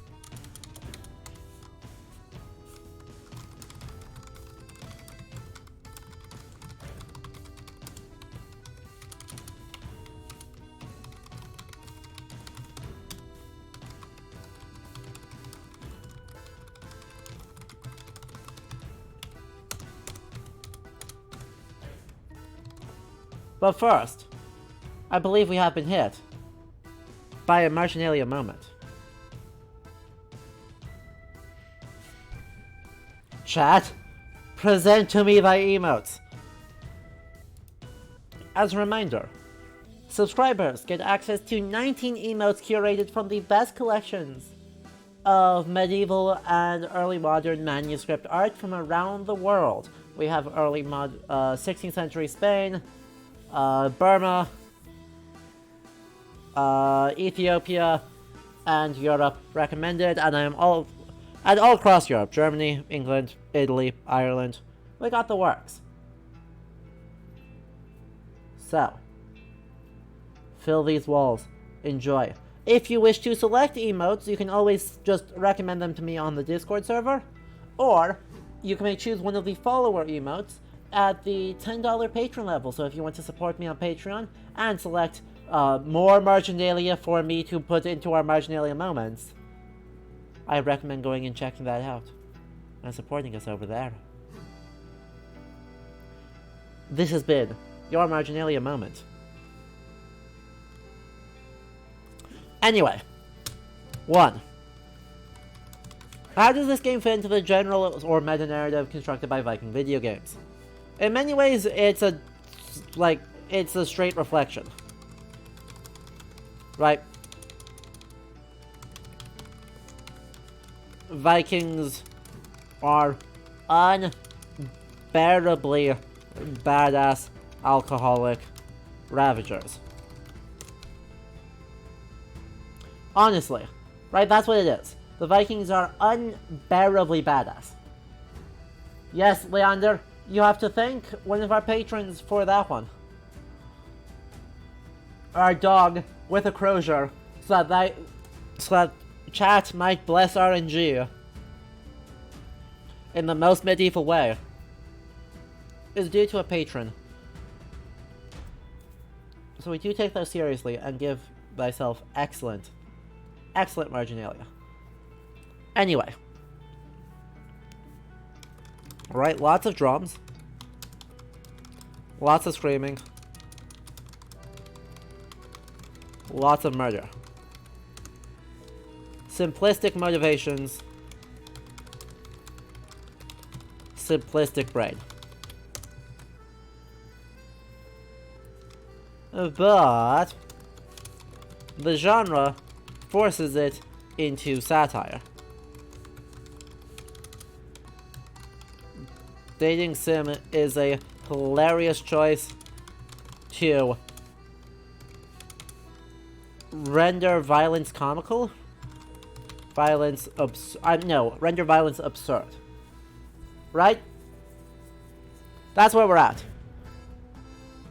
It's clearly a satire of the general narrative, so it's a valuable contribution to the meta-narrative.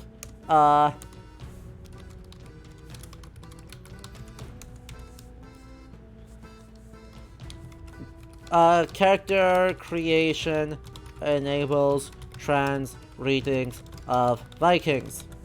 We stand. Trans/NB readings. We stand. Second, the Viking, the player characters and NPCs are so over-designed that you can't take them seriously. That being said, they actually don't look that different from AC Valhalla Lamau. Just a thing. They really don't actually look that different from AC Valhalla, it's just the art style, not the raw design. Right, what clothes they're wearing, whether or not they have horned helmets, the blue skin, the Aver. There's not actually that different from AC Valhalla. But in this game they feel over-designed, so it highlights just how stupidly over-designed pop culture Vikings are.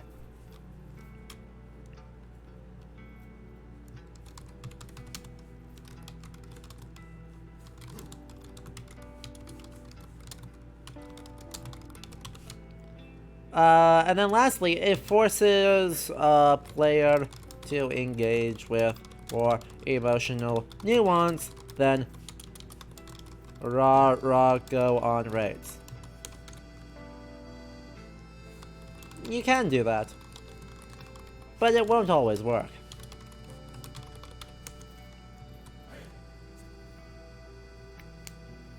So, right, long story short,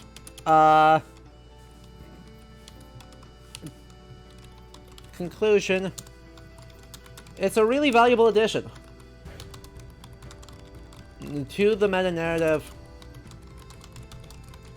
satirizing it in a way that encourages us to abandon the idea of violence, or of exclusively violent Vikings, and instead look at cultural integration / assimilation / love. Yeah? Bonus. Super unfriendly to fascists. You'll love to see it. There's my design diatribe. Right? It plays so many of the things very straight in a genre that renders them absurd, and as a result, ends up being a really, really thorough satire of the pop cultural Vikings in a way that is unfriendly to fascists, and also participates in...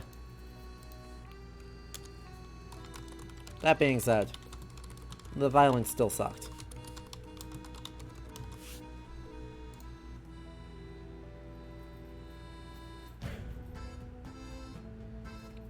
It's part of this ongoing, like, rehabilitation of the Vikings that's been going on for 50 years, but it's an interesting kind of meta-commentary on the sort of tension between re-barbarism, right, the re-violencing of the Vikings, and the ongoing rehabilitation of them.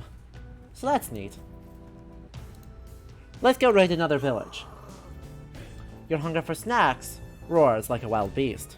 And so, craving the munchies, you awaken from your slumber and set out to acquire said munchies. Good thing a number of common Viking discounters are just nearby. In France, no Viking would ever risk being caught without snacks, especially this far inland. But as you navigate an open world environment fraught with side quests, you encounter an unexpected character. And he is neither snack nor side quest. Ha ha ha! It is I, Bjorn Rivalson. It is he, Bjorn Rivalson, smug Viking extraordinaire. He breathes glory and exudes arrogance. Man, what a dirtbag, but he hasn't even done anything yet. Maybe he'll be nicer this time around? Greetings, lower Viking. Guess not. I see you're doing well. Guess raiding does suit you after all. But France is much tougher than England. You'd better turn back before you run into any really difficult villages. They'll just break your tiny, frail little heart. He smugly crosses his arms as if daring you to be offended.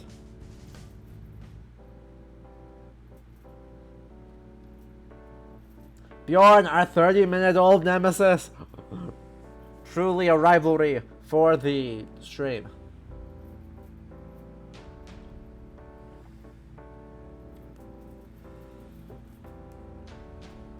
Ignore him. Ignore him. You pointedly ignore Rivalson as he stands there, smugly. You don't pay any attention to him at all.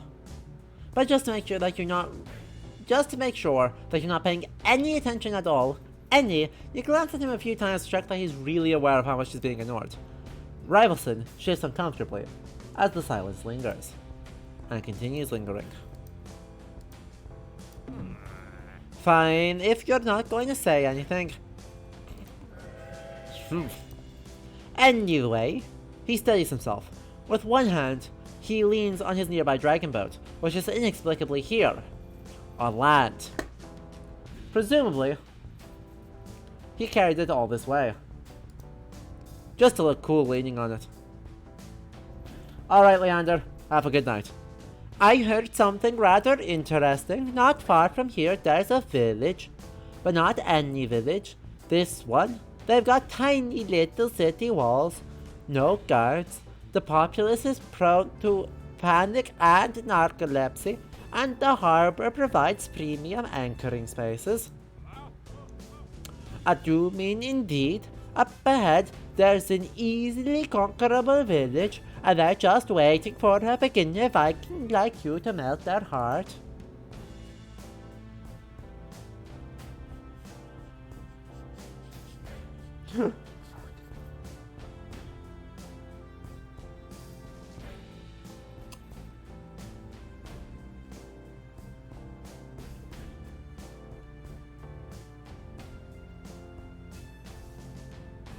Up dog. Up dog. Up dog. What? Huh? The mighty Viking conqueror has clearly expected a different reaction from you. He frowns, conquerishly. What is this inane question? No, I've never heard of that. No, I don't know, and I don't care. Frustrated, and clearly thinking himself above all this nonsense, Rivalson capitulates before your strange approach to dialogue. Fine! I'll ask. What's up, dog?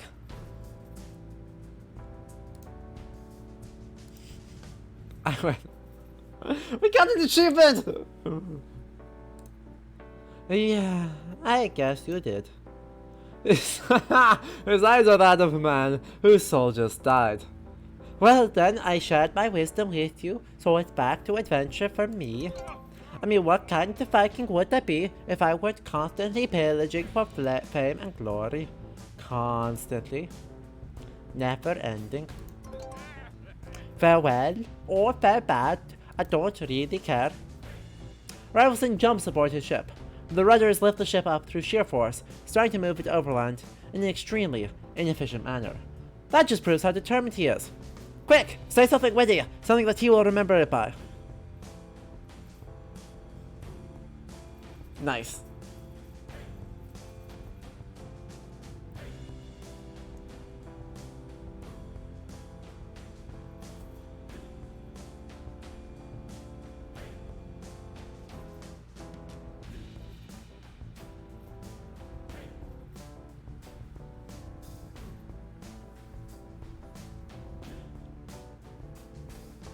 You guys are terrible.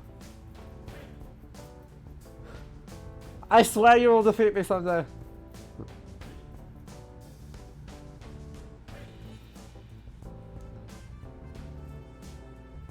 Happy hour? Happy hour? Happy hour. Happy hour? I was not aware there was one. Little umbrellas in the drink and larger drinks come with a little dragon boat inside. Truly? There's even tinier Vikings inside the dragon boats. Oh, I love them. He clearly ponders your proposal, yet there is something hidden deep within his possibly pained soul that prevents him from accepting. He sneers at you. Sneers, I narrate, and commands his ship to repeat. Pah! I have no need of happy hours. All my hours are grim and cool. Smell you later, dork. By the way, we got another achievement. We are doing the romance route for Bjorn Rivalson. We are doing the romance route. With that, his mighty ship zooms off, crushing multiple trees in the process. Just what was Rivalson up to? Conflicting feelings fill your Viking heart. You trod on. Snackwards.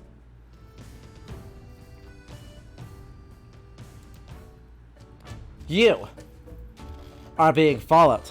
All your Viking senses agree on this. Sight, hearing, smell, thirst, meat thirst, abstract geometry, and the innate ability of all Vikings to sense nearby goats. You momentarily pause your purposeful power walking. It is a beautiful day on which you had decided to enjoy a traditional Viking meal, the sandwich. And yet, you seem to be followed, suspiciously. You scan the surrounding French landscape. Your environment is almost obscenely French, yet spotted with no more enemies than usual. Just where could this sense of dread come from? Then, the menace appears. A goat fearlessly strides towards you. Its cloven hooves trample the landscape with reckless abandon. What a monster. Its disturbing eyes set upon you, the goat advances. How shall you deal with this relentless pursuer?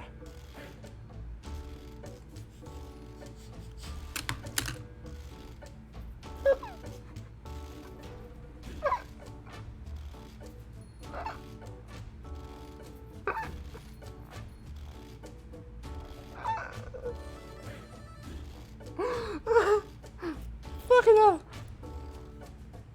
I wasn't expecting to become them. Blues, I refuse.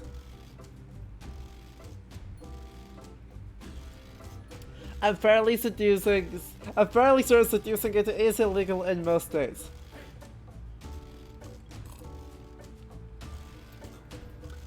Become the Beast was the one that broke me. God damn it. Chat. Desperate circumstances call for desperate actions. You can think of only one way to ward off the beast. Hey, goat.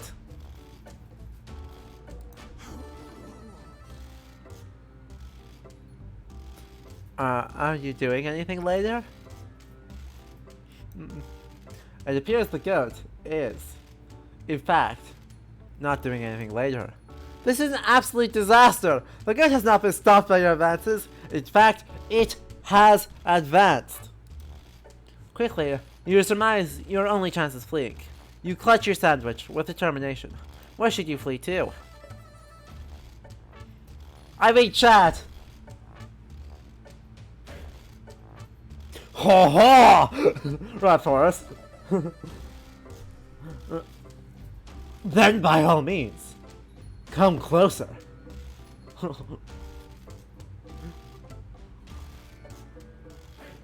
Flee to historically accurate Avaldsnes, Norway.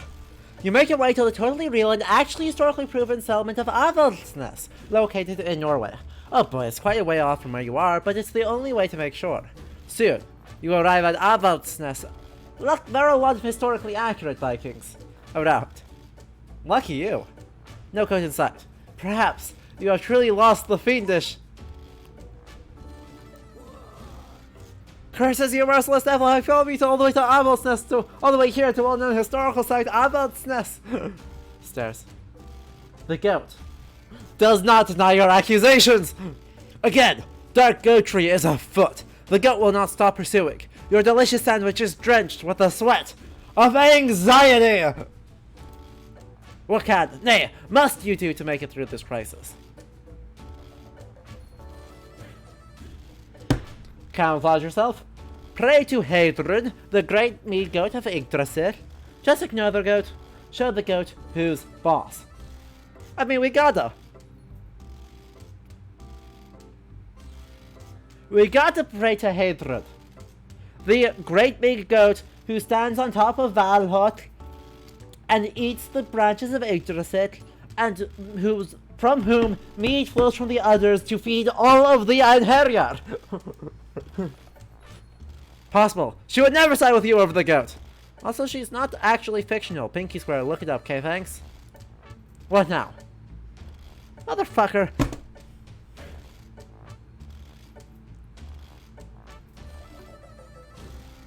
Hadrun has betrayed us.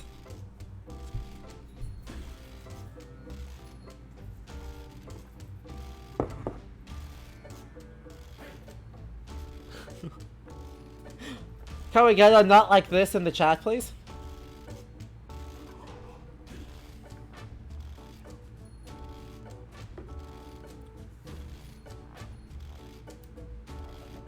Yeah, it's about 2 dialogue options too late for that now.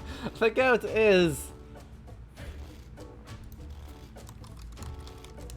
not like this.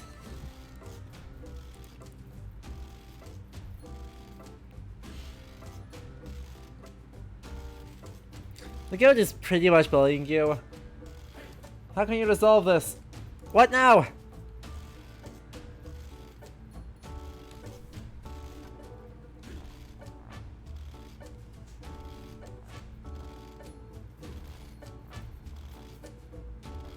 Convert to Christianity to assert dominance. Riley, this is the good take. This is the take. There's nowhere to hide. The goat's piercing gaze reveals all. What now? The goat is impossible to ignore! Oh no! Now it's crept up on you. It's breathing down your neck!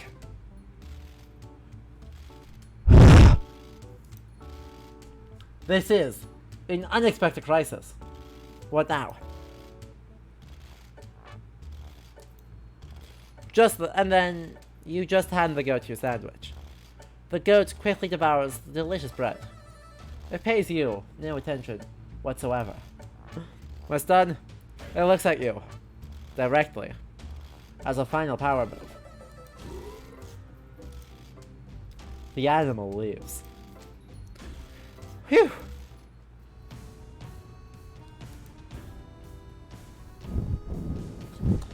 Chat, I must take revenge against the goat. We must save our sandwich from the goat.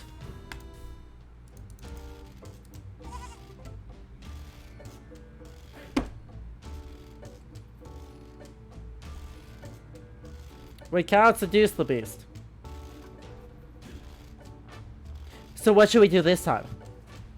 Shall we fight them off? Or shall we become the beast?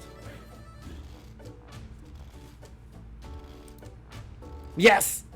The only way to confront the beast is to become the beast. Instantly, you drop on all fours, staring goatishly at your pursuer. You bleed a little. You eat some grass. You chew on it thoughtfully, then swiftly regurgitate to resume digestion. Yet the goat advances still, bleeding your little heart out. You try to project an image of utter goatishness. How do they do it? Why do they remain as resolute as they are? What must you do to become the beast?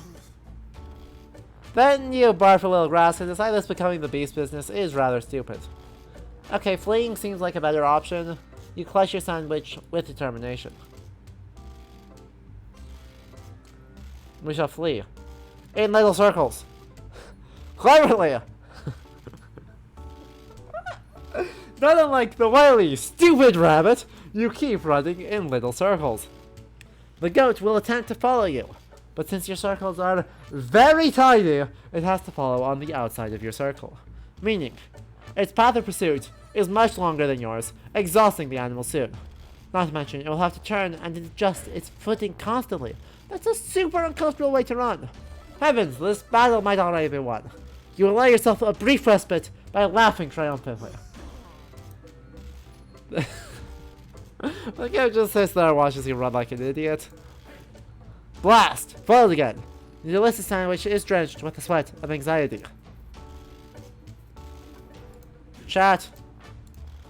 I'm afraid we have lost our sandwich.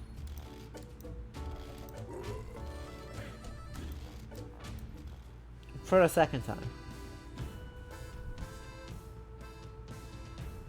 May we get another not like this in the chat?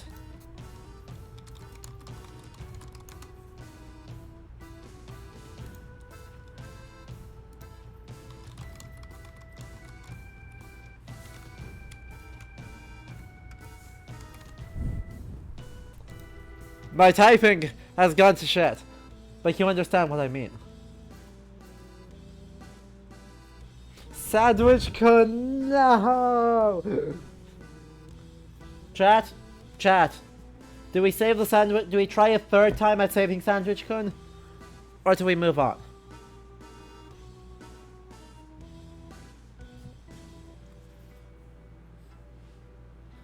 Third time is the charm?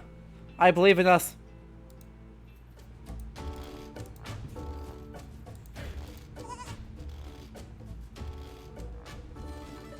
We should at least try to fight it, see how that fails. Or should we realize that the true beast is mankind?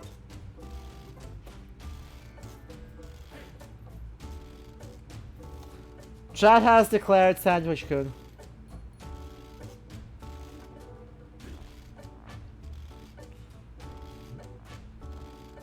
Sandwich kun demands sacrifice. Are we fighting the— we are fighting the beast. Hold beast, or you shall taste the sting of my blade. Oh. Well, I don't know how that went badly, but that went badly. I'm afraid. Suddenly charges. The goat's steel-like horns catch your axe's heft just as you raise the weapon menacingly. Such speed! With a single twitch of its well-muscled neck, your axe is torn from your grip. Forming a series of rolling maneuvers, you retrieve from the goat. You begin forming plans to fashion backup weapons from nearby branches and squirrels. Will that be enough? Battle may not be the way to rid yourself of this goat.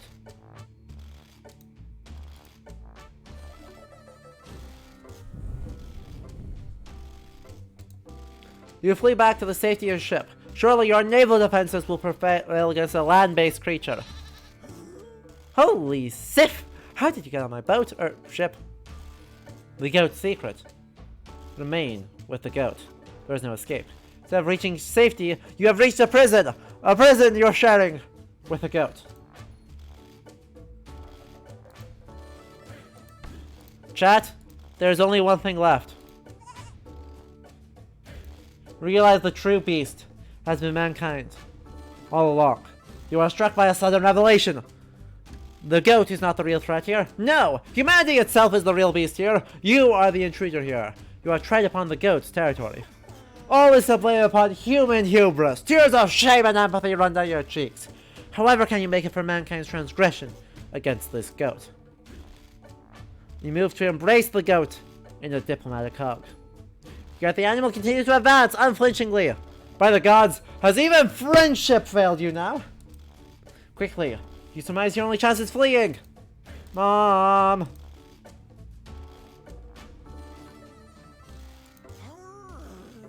Wow, even the... Pardon. Aghast at such slander, you undo your nasty thoughts and describe your mother as a nice older lady instead, who has no way of protecting you against the goat. Seriously, if anything, I think she side with the goat thinking it's your new boyfriend slash girlfriend. Anything to finally get you hitched. And so you ignore the scheme.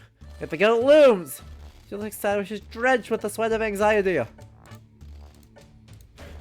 Sandwich-kun, no. Sandwich-kun.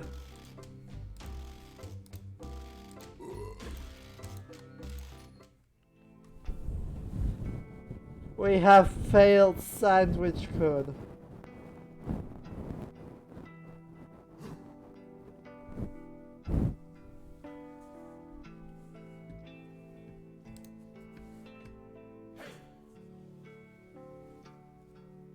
You can barely believe your eyes, which have otherwise been very reliable and honest overall.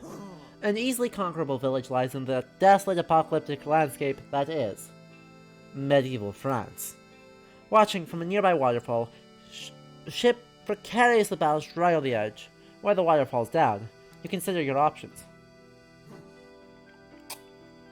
Truly, it is a lightly defended village, a charming little settlement where they happen to forget building any guard towers. The population is largely unaware of their surroundings, yet easily terrified.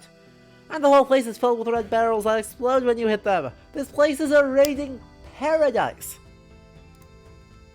You are filled with curiosity, and so you tip your ship over the edge of the waterfall and surf towards your destination, landing on the beach with axe a twirl. Heavens, you has landed here on this very beach of mine. That was English, not French. How incredible! I've never seen a Viking before. A ship darts past you. It crashes into a barn, causing terror and desolation. Debris flies around in cool slow motion, and from the ruins appears Bjorn Rivalson. Bjorn Rivalson? Bjorn Rivalson? Yes, Bjorn Rivalson. It is he, the legendary raids master who you have encountered not too long ago. Jumps out of the wreckage on an ancient Nordic skateboard. He kickflips over the beach, jumps out of a convenient halfpipe, then lands expertly. He's clearly about to raid this village and look great doing it. Isn't it obvious? I'm here to show you how it's done. He casually throws his skateboard into the ocean, where I shall now make ollies with the fishes. God damn, he's cool. Hey, village. Dang, you're so easily conquerable, you've invaded my heart already. Oh gosh, you're so direct and romantic. Mysterious Viking, you're making me blush. To reiterate, ha! I wanted you here to show you how utterly declassed you are compared to me. Now watch me pull off this sweet raid.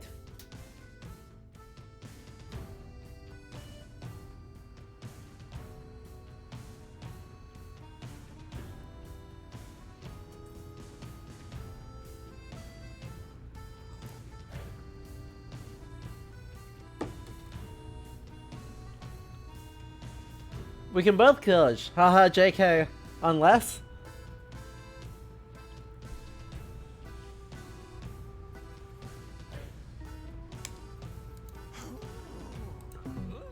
What? At once? At once? but that is absurd. Think of the logistics. There's no way we can fit 2 Viking cords in here. I don't know about that. And what if we both praise Odin at once? You can't give us both advice at the same time. It's absurd. Absurd, I say. I will never cooperate. Anyway, let me pay more attention to you, dear village. This is bad. Bjorn is stealing the show. Chris? You have to take action. Impress the Viking through sheer Viking proficiency, and they're sure to ignore Bjorn's empty words. You go cross-eyed as you calculate your possible Viking actions when suddenly... Yep! A corgi appears, lunging forth from Bjorn Rivalson's ship. It happily approaches the village, wagging its tail in an adorable manner.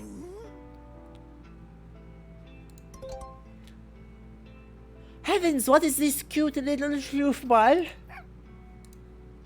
A good boy? Yes, that's what you are. Haha, you must excuse me, dear village. See, I passed England on the way here, and this cute fella happened to jump aboard. I did not have the heart to leave him behind. But isn't he adorable? Doesn't he just make you forget about any other Vikings' pathetic attempts at raiding? Kinda. Oh no, the ante has been upped. What shall you do? In the shadow of the corgi.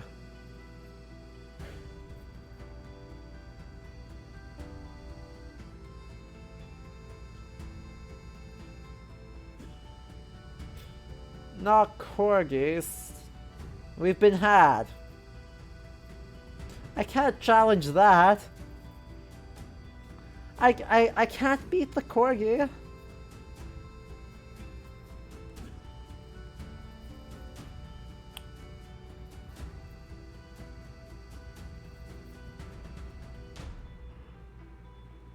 Aww.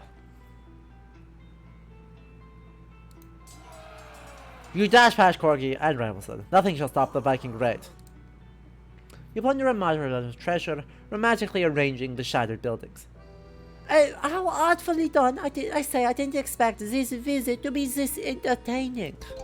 And I've got this cute dog here too. It seems you have earned a good bit of respect here, yet the dog continues stealing your glory. Stares you directly in the eyes. There is no mercy to be found here. Ha! You can delude yourself however you want. You can't compete with a real Viking action. Of course, for someone who needs a corgi to help him out. But the rival Viking has already ignored the hell out of you. With my war cry, he arches one eyebrow and charges towards the village. Oh my, what is that Viking doing? Storming towards me so passionately. Fear not, O easily conquerable village. This other, lesser Viking does not know how a real Viking acts. I am here to make up for his failures. How flirtatious. With one mighty swing of his axe, Bjorn Rivalson villages leave barely defended town. The city walls are basically small hedges with garden gnomes in them. Laughing boisterously, Rivalson spreads joy and terror both, depending on the audience. What a Viking action. He grins at you. The village is clearly enamored with the way the population is being suppressed right now. Oh no! Bjorn is stealing your show! And that cute little doggy doesn't help matters. Aww. Wags tail. Hoping for a treat. Aww. I love him. By my treasure holds, what a spectacular feat! Bjorn, you are amazing.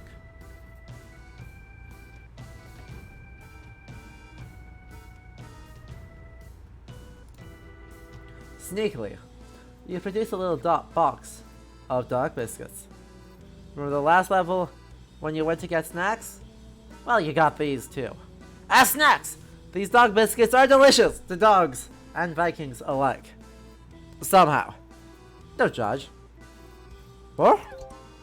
The corgi's fluffy little ears perk up. He bounces at you, completely forgetting about a serious request to enable Rivalson's ploy.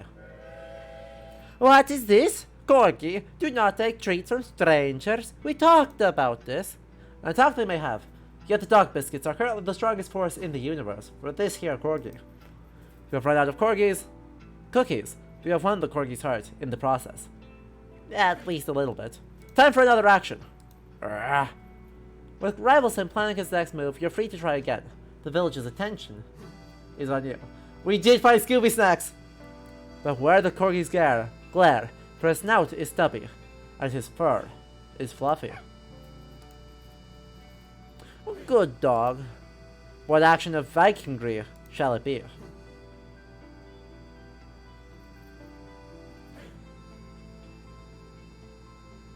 I think we need reinforcements here. Hear my words, brave Viking. Hey, please actual advice, not just Corgi, but it's okay, I can do both. Is being pet in an almighty manner. For this village, brave Viking, you need to win the Corgi's heart, or at least disturb your rival enough. You can do it, mighty warrior. Also, good dog, go 13 out of 10. Odin rates dogs.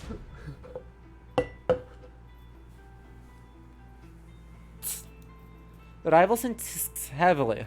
He is annoyed with your continued resistance. Why do you have to make this so hard for yourself? Just give up already.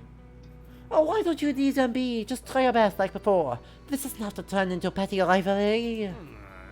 But petty rivalry is what I'm all about.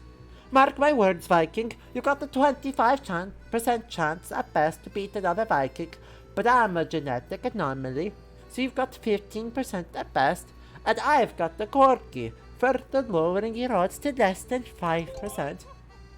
You can't argue with math. Give up.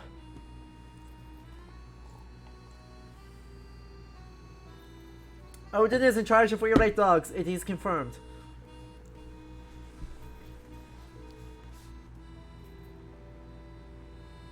Belly rubs? Do we belly rub the Corgi? Of course we belly rub the Corgi. I'm not a garbage person. We belly rub those Corgis. Who wants a belly rub? Woof? Meh. What kind of dog sound is meh? Aha, nice try, but my Corgi is not so easily bought by the promise of belly rubs. Sag. No belly rubs.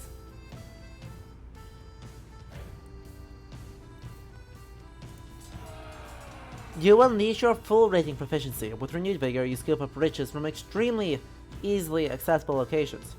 Oh, there's destruction and mayhem happening. My oh my, let me just use... No. Pay attention to the cute dog. Oh, how adorable. I've already forgotten about the raid, but it may or may not be going on right now. Rivalson has distracted from your raid once again. Is there no limit to his puppy-based power? I've had quite enough of that. It appears that Bjorn Rivalson is smoldering.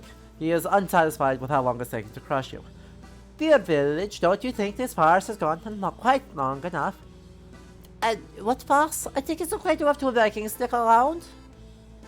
Rivalson is starting to pressure the easily conquered village. That does not seem okay to you. How could you defuse the situation?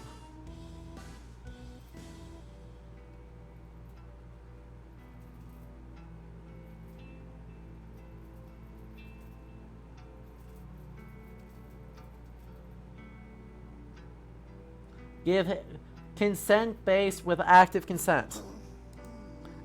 Me? This is quite unusual. Usually nobody asks my because I'm so easily conquerable. Well, if you put it like that, I'd like you two to get along. You don't have to turn everything into a competition. Now we're going to do others for the atmosphere. What? That is absurd. Only one Viking can win. Sometimes it's not about winning. Exactly, so I hope you can find a mighty Viking feat to perform, which doesn't turn into a competition.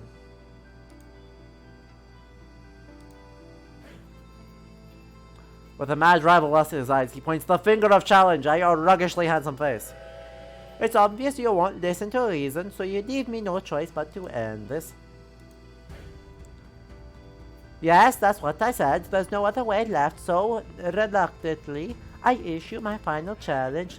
Let's raid at the same time. I will crush you, not literally, but metaphorically, because my raid will be so much better than yours. Again with the rivalry, must we clash it so? Can't we all just enjoy an afternoon of relaxed invasion?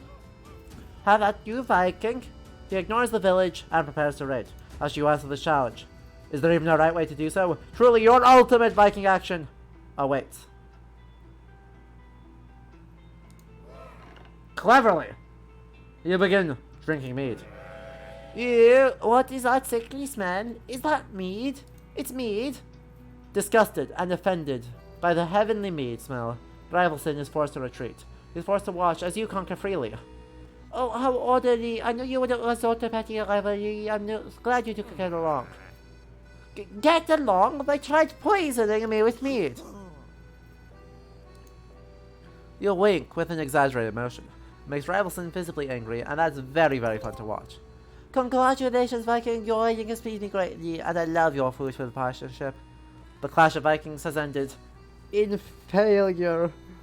Burdened with treasure, both you and Rivalson return to your dragon's boat. Was emerged victorious? Was there any real purpose to this test of plunder might? Seems the village has an opinion on that. You've totally done your best, both of you. With that, the village turns to Bjorn. But you are quite a capable warrior poet. Poet? Ha ha ha! I knew you would make the right decision. I'm so glad you were here to make things entertaining. The other Viking was kind of boring me a little.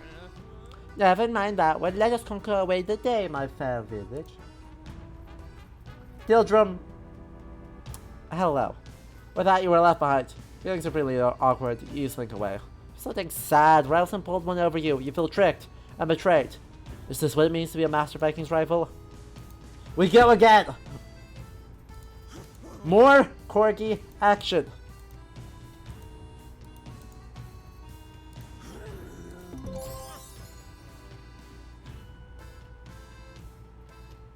A compliment.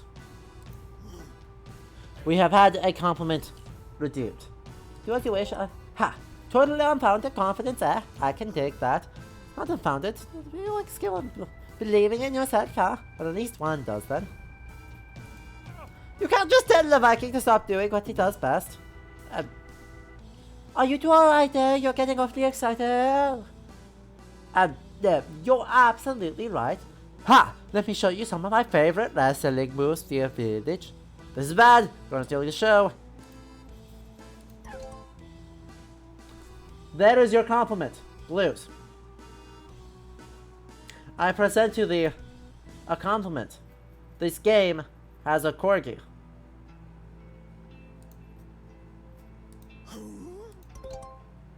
Evans, what is this kid ball? A good boy, yes, that's what you are. Yes, you must excuse me, dear village. See, I just passed England on the way here, and this cute fella happened to jump aboard. I did not have the heart to leave him behind. But isn't he adorable? Doesn't he just make you forget about any other Vikings' pathetic attempts at raiding? Kinda.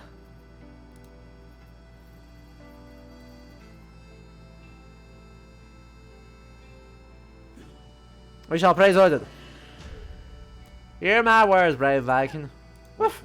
Oh, who's a good pupper? Oh, you are. Yes, he is, isn't he? I hope we can get him to do tricks. Ha ha ha, yes, come and pet my dog. I'm gonna pet this dog forever.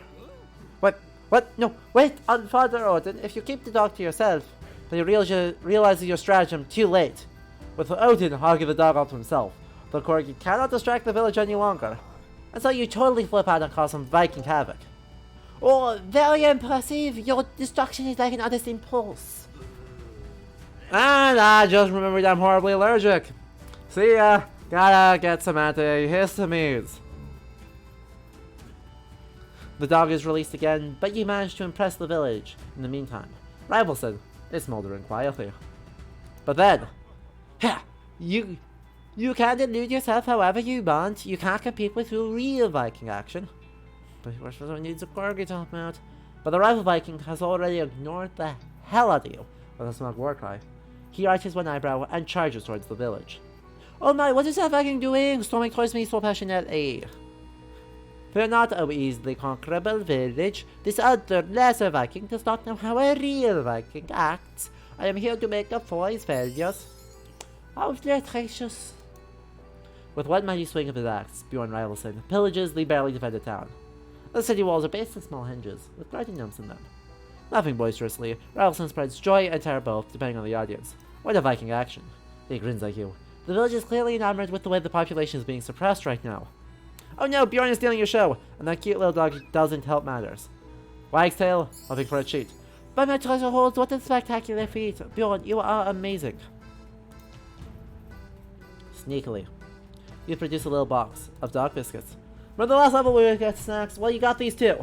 Snacks. These dog biscuits are delicious to dogs and Vikings alike. Somehow. Don't judge. The corgi's fluffy little ears perk up. He bounces at you, completely forgetting about his sinister quest to enable Rivalson's ploy. What is this, corgi? Do not take treats from strangers. We talked about this. And Hawkland may have. Yet the dog biscuits are currently the strongest force in the universe for this here corgi. You've run out of cookies, but have won the corgi's heart in the process, at least a little bit. Time for another action. With Rivalson planning his next move, you're free to try again. The village's attention is on you. But where the corgi's lair, for us now to stubby, as his fur is fluffy. Good dog! What action of Vikingry shall it be? More or than praising? Hear my words, brave Viking. Hey, these actual facts not much. It's okay, I can do both. Is being pet in an almighty manner. For in this village, brave Viking, you need to win the corgi's heart, or at least disturb your rival enough. You can do it, mighty warrior. Also, good doggo. 13 out of 10. Rivalson tisks heavily. He is annoyed with your continued resistance. Why do you have to make this so hard for yourself? Just give up already? Why don't you indeed be? Just try your best, like before. This doesn't have to turn into petty rivalry. But petty rivalry is what I'm all about. Mark my words, Viking, you've got a 25% chance. Math.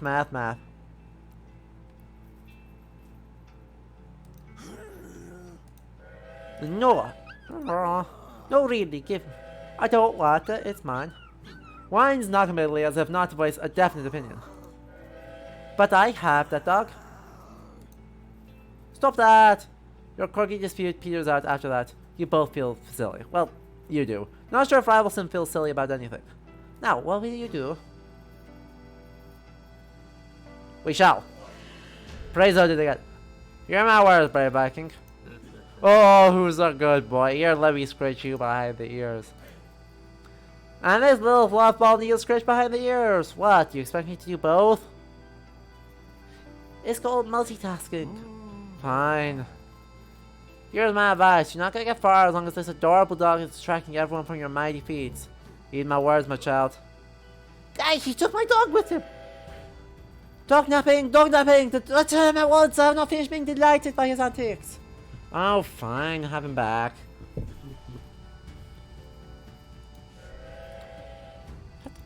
I've had quite enough of that. Piers Bjorn Rivalson is smoldering. He is unsatisfied with how long it's taking to crush you. What Fox? I think it's okay to have two Vikings stick around.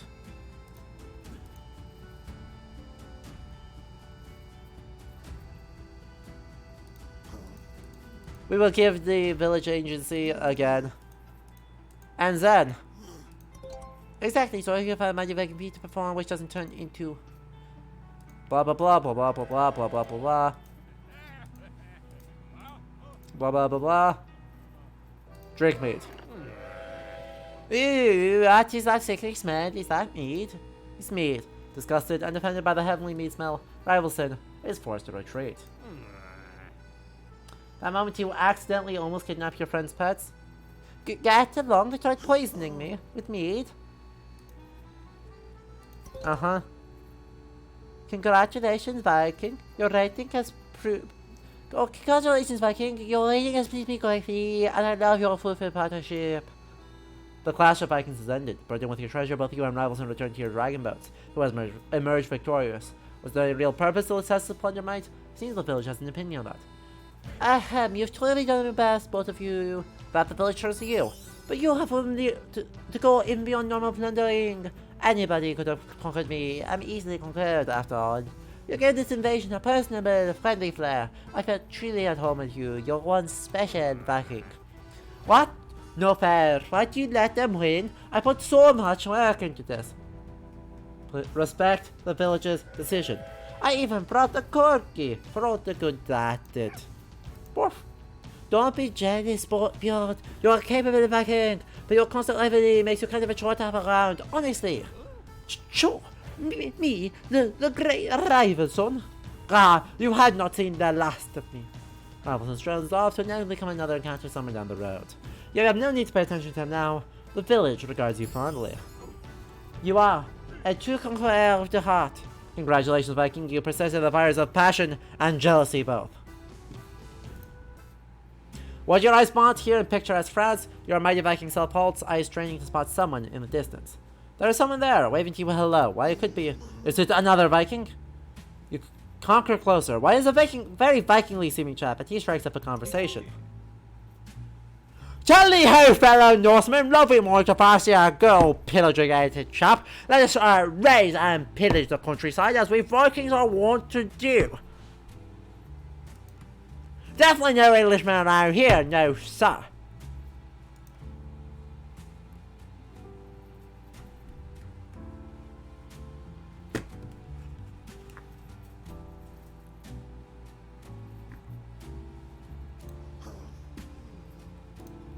I would die for her.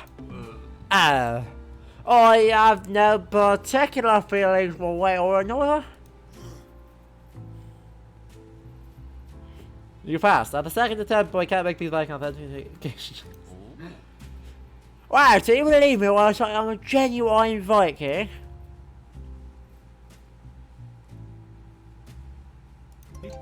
Oh, I'd be so happy.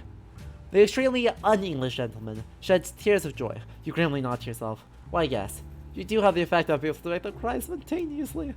So, you see nothing to doubt here. 100% Viking over here.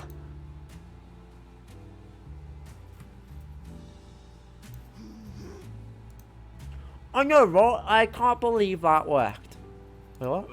No, forget about it. I'm just a regular Viking killing in France, definitely not secretly an Englishman. You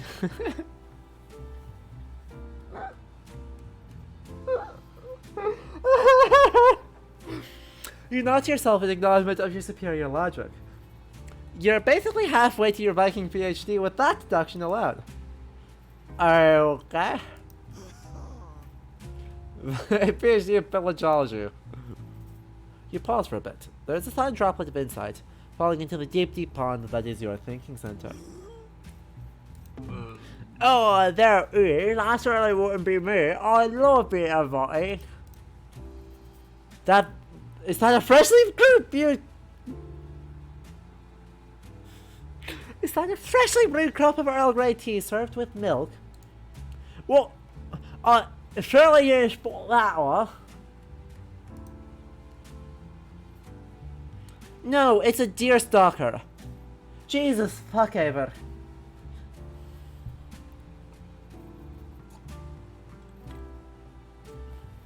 It's clearly a deer stalker.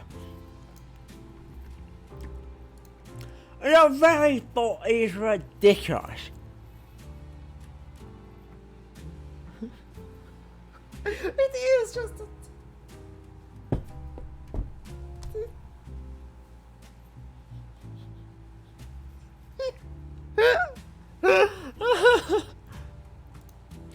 I don't know what you're implying. The truth is stunningly obvious. Shout out for all the world to hear.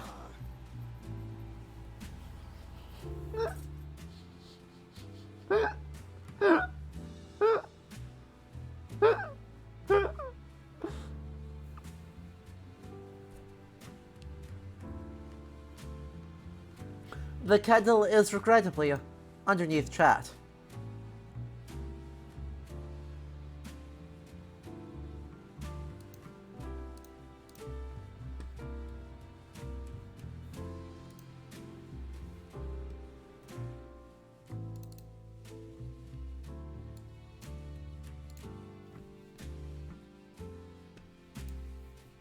You've been up in Englishman, Doki, think it's a ceremony? You're so smart. That's exactly it. With that, you stomp off into the sunset. You have unraveled the traveling Viking story flawlessly. No itty-bitty morsel of truth could escape the buffet of revelation. My Vikings are so cool. I think we let that one be. I think we did it perfectly. I have no idea what you're talking about. Today, you stand proudly on your ship's deck, facing the elements themselves with utmost determination. So you prefer to be said, but honestly there's not much of those elements to face right now. The wind is barely present, and the river's water are quiet and boring. The earth is just chilling, and there's no fire to see at all. Frankly, a bit of a disappointment. Since the fury of the elements is underwhelming, you just imagine one. It's very epic. The cry of a raven catches, nay, commands your attention.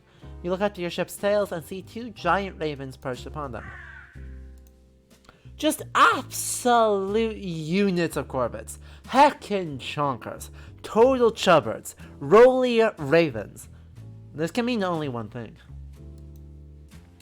These proud, chunky ravens are Hugin and Munin, the eyes of Odin. Through them, Odin sees all kinds of things. Even things in places that he is no longer legally permitted to enter. We are Hugin and Munin, brave Vikings. As previously established. Yes. Thank you. We have come to share our wisdom with you. Wisdom as it pertains to your people's journey. Holy shit, talking ravens.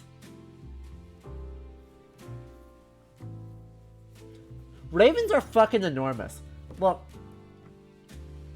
In Iceland, where I used to live, there are ravens all over the place, and they're huge. They are huge birds, and like European ravens are smaller than American ravens. Rocky Mountain ravens are ridiculously huge. They're honestly terrifying, and they will shred anything remotely soft in their quest to get after your tasty, tasty granola bars. This is speaking from experience.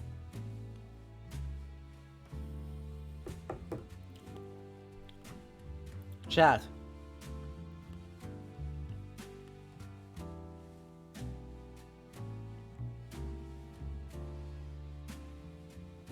Is this a plot dump?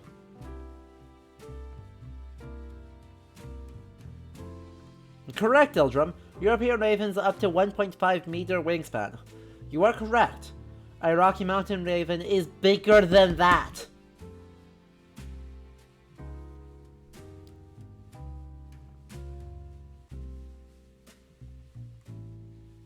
They are gargantuan birds.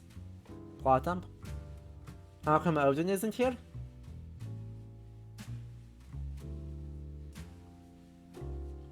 They're also incredibly smart. So, Kosa, the story, right, the personal experience was, I was once in Rocky Mountain National Park in Colorado, and we went on a hike, and when we left, there were two other cars in the park, in the trailhead. There was a pickup truck, and there was a softback Jeep Wrangler. When we came back, there was a very angry park ranger, a shredded Jeep Wrangler, and two very happy ravens.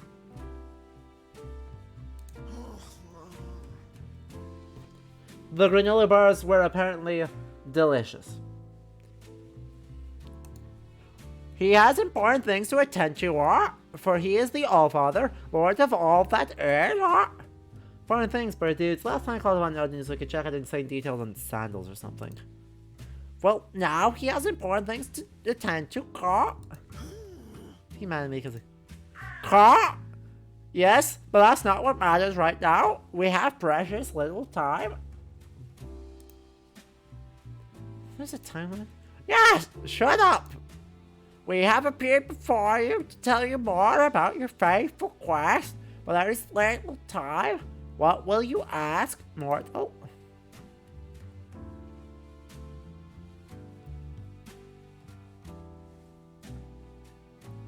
Ha! They are terribly unkind.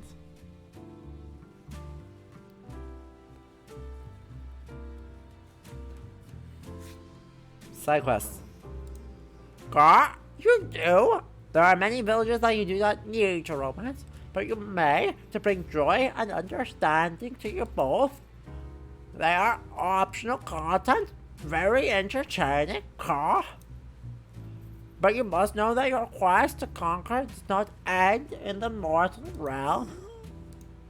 Yes, Car, to truly fulfill prophecy,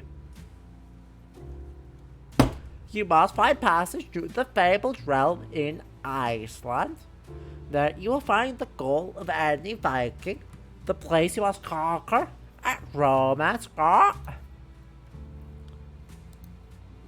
The birds only caw mysteriously. The ravens rustle their mighty feathers, since they are preparing to leave. Caw! As previously established, time is growing short. We must depart, mortal. We bet you do. We are to find ravens, and so we do not give a flock. But you what? Dildrum. Dildrum, your pun was better. We have our reasons. That we'll have to do.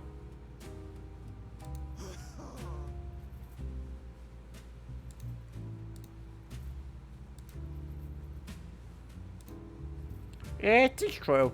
The mystical land will be revealed to you once you have conquered these lands. Oops! Time's up. Got to scoot. The ravens majestically takes flight. You are left behind with more questions than ever. One more! You always knew this was coming. Dark clouds gather. An ominous wind rises. A storm is coming. Your brave conqueror self stands face to face with the grandest, most threatening, and most charming of all French villages. Nay, towns. It is time to unleash your full charm onto Normandy. Bruh. You ray closer. In your relaxed manner. Good luck, Viking. Despite the sense of dread. As the village notices you, and the promise of treasure and glory draws you ever closer. Bruh. Bonjour. I am the village of Bayou, but you can call me Normandy-chan. At least buy the city a dinner first. A meat. This is not the Viking way. I understand you're an Egyptologist. The date rate customs might be different over there, but I am a Vikingologist, that I can confirm. We raid on the first date. Also, not Paris? Suddenly, you feel the intensity of Normandy-chan's critical glare. Well, aren't you quite the Viking? You might just be the promising teller of the sea that I've been looking for. Oh? You've been looking for Vikings? Yes. I've lived without invasion by barbarians all my life as an inanimate object location. I think a Viking conquest is what I am missing. Well, let's not waste any time. Show me what you got. We shall raid then. You raid. Suggestively.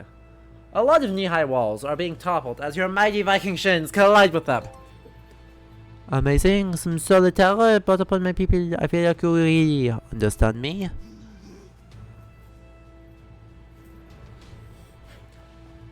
That's what raids are for, mutual understanding. But, I'll have you know, I'm not just some random hamlet swinging over any available Viking. If you want to topple these city walls, spread terror among the people and plunder this treasure, we'll go on a date first. Yes, I'm a boss level Fidish, and don't you forget it. So, what do you say?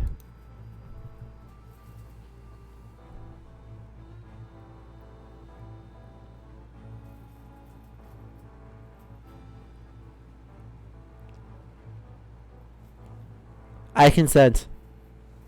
I consent. I do not consent. Odin does not consent. Surely you have forgotten someone.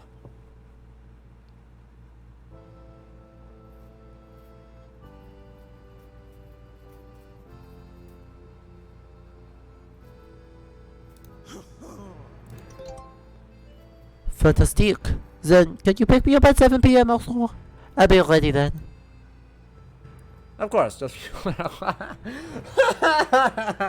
clocks do exist in the period, by the way, just in case you're uncertain. There are clocks in the Viking Age. They are not common, but they do exist. They're mostly in the Arabic world, but Charlemagne owned one, so, you know, that's cool. Yes?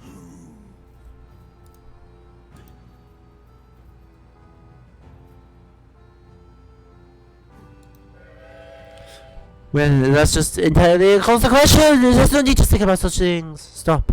Stop it! It's not important. Just go with it. We're going on a date. And don't occupy on how this entire bizarre situation makes sense. Yeah, I can do that. Alright, it's settled then. I'll see you later for a date, Viking. Looking forward to it. And so, an undertaking of epic proportions begins. The skies are crackling with thunder. The earth shakes with tremors and fire. Death and destruction are bound in the never-ending maelstrom of destiny. It is time to go on a date. Wearing your finest asks and your fiercest mask, you meet Normandy once again. You are dressed for the occasion, and honestly, you look smashing. Face smashing. Was that Viking? I'm glad you could make it. So, now that you're here, did you think about what we could do on a date? Viking cinema? Mud wrestling? Hot dog eating competition? Poking angry sticks with sticks? Oh, sounds fun. What's a cinema? With that, you produce a leaflet containing the program for the so-called cinema. A raving madman pressed it into your hands, offering crazed sermons and vouchers for popcorn.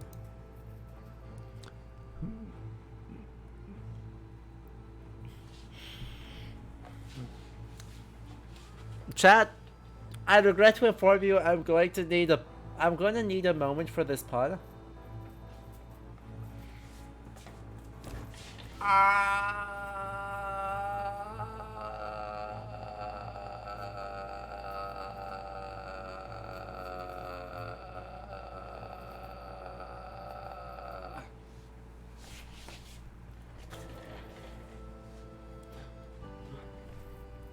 Apparently, they're glad showing of the newest Tron Homerson movie, Aliens vs. Predator.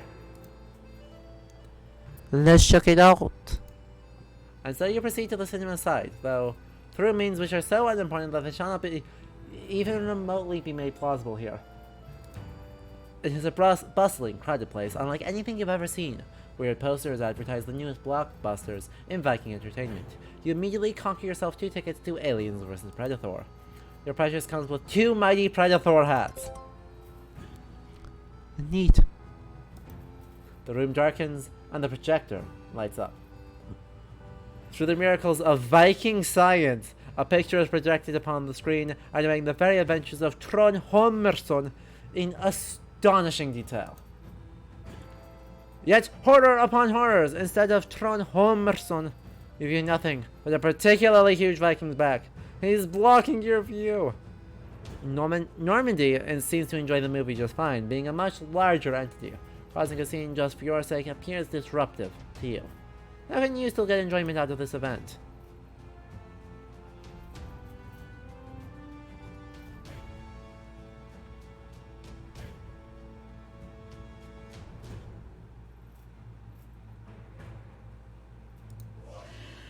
Overwhelmed with the possible Odins, you decide to just praise Odin. Viking, what are you doing? This hardly seems like something appropriate to do on a date. I thought praising Odin would be a good idea. Yeah, so do I actually. Ouch, no respect around here. That single cuts your heart like an expertly thrown spear. You nearly survived teary-eyed and moderately ill. Your first date activity concludes thusly. You're not quite sure it was pleasant for everyone involved, but you got through it. Normandy Chan appears undecided. Well, that was something. We still have time though. So what do you think? What should we do next? Talking about dating, romantic candlelight dinner, walk to the countryside, poking angry snakes with sticks again. Look, we'll save the snakes with sticks for when we fail. I'd very much enjoy that. I hope you can arrange for something amazing.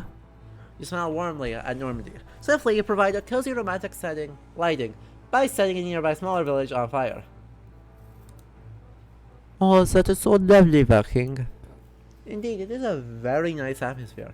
There is a little table on the battlefield with some dinner served on swords. Soon, you and the village engage in pleasant chatter.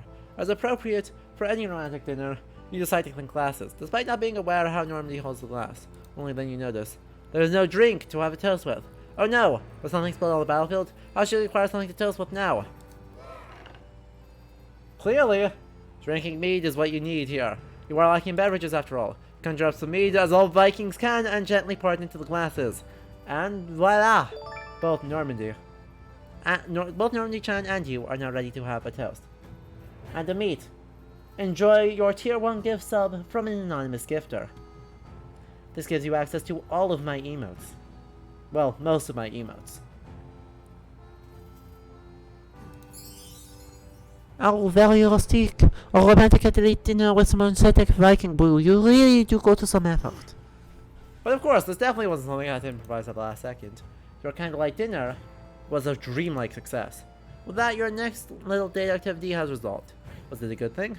Normandy likely knows how they felt about it, but now the only thing you can do is forge ahead. Here we are.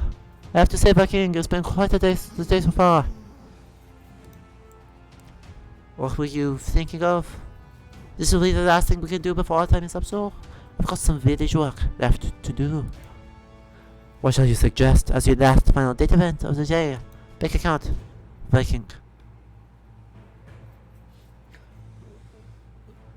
Poking angry snakes with sticks once more. Again, this is for when we inevitably fail. We shall poke the snakes, we shall poke the snakes, we shall poke the snakes. Feeding ducks. Now that's unexpected. What shall I feed the ducks with? You brave countless dangers to approach the duck pond, time to the fearsome ducks. Tyrants among waterfowl. In the crazed daredevil you are, you have resolved to feed these birdly beasts. Normandy is thrilled by the experience. It's an amazing bonding experience. Cute ducks quack at you with incredible bloodlust. They demand nourishment, but whatever shall you throw to the monsters as feast? What shall we feed them? I don't think they can eat axes. Or Vikings. Powerful thought. Perhaps meat? Doubtful, ducks have no nips. Drinking from a meat horn would be incredibly difficult. Perhaps some biscuits or something? I guess the British are peculiar about their tea time biscuits. What do you think? How shall we feed the ducks? It is known. It is known. We shall attack England for the biscuits to feed the ducks. England is attacked for biscuits! You have made the shore to raid all the biscuit supplies that there are. Only the best English biscuits will do. With boatloads of the delicious goods, we return to the duck pond and dump the sweets in there, positively flooding the ducks in munchies. The ducks are frolicking amongst the biscuits. How heartwarming. Aww, this is just adorable. You made a good choice, Viking. Attacking England was the right move. I think that's a matter of seconds in this world as opposed to a year-long drawn-out campaign. I can't imagine that being a thing. Good job, nonetheless. Soon after that, the hour strikes late. Soon you realize just how much time has passed. I'm sure this flight when you're having fun is what you'd like to think. With Normandy, you'd return to their unusual spot, where you wouldn't expect a mobile location to leave from, but let's not think about the details and let's remain blissfully abstract instead. Here we are. It's been quite a day. What do you feel about our date?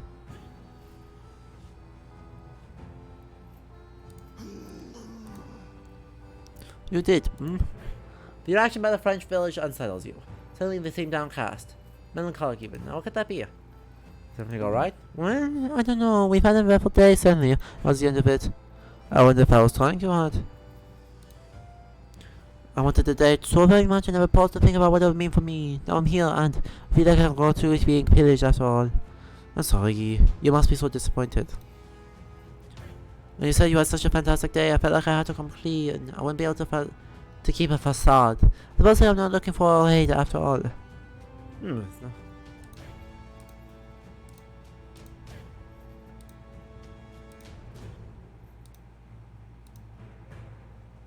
Praise Odin. Hey. You are alone in the countryside except for your old pal Odin. As you sat there, the All-Father gently descends next to you. He lets out a mighty sigh. So it was not meant to be. Look, I don't know why you went wrong. Seems Normandy Chan will come back. You shouldn't think like that. It's Viking nature to hope against hope. I understand that all too well. But nonetheless, don't think like that. It didn't went wrong. You are an excellent Viking, and you did your best.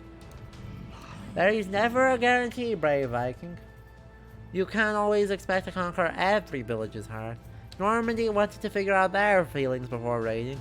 Perhaps they'll never decide for this step. Pillaging isn't about winning or losing. It's about two strangers trying to connect through conquest and arson. There's beauty in that. Well, see it like this. You did connect with one another. Normandy understands themselves a little better. And guess what? You do too. Find the beauty in things, brave Viking. Ho ho ho. The All-Father Odin leaves. What to make of this? You did not conquer Normandy. No pillaging took place. Your date, well fun, ended in Normandy realizing they didn't want this. What could you call this? Is this defeat? Is it? If you feel like you've learned something. Why indeed! A personal lesson about enjoying the Viking action, not the Viking result. To take pride in what you're doing and not to fault others for staying true to what they take pride in. This isn't a defeat. This is a victory. A personal victory. So congratulations, Viking, for you have conquered your feelings of despair and have grown stronger for it. Soon the clouds part, and the smell of mead permeates the air. Odin himself appears once again! He bears an expression of somber acknowledgement. You faced Bayou and emerged wiser and stronger than before. Although no conquest took place, it is a victory still, and Odin is here to honor you for it. I am here to honor you for your victory, and I am slightly miffed the narrator spoiled that. Ah, well.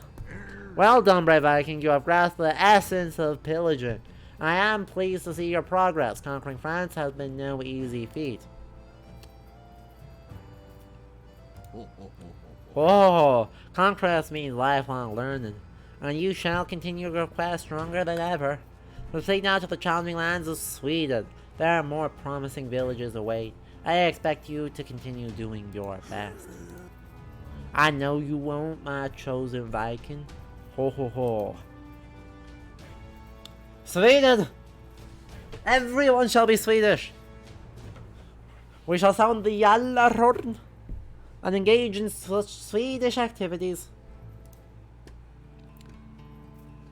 I do not know what to do with being Swedish, but such Swedishness cannot be left unchecked.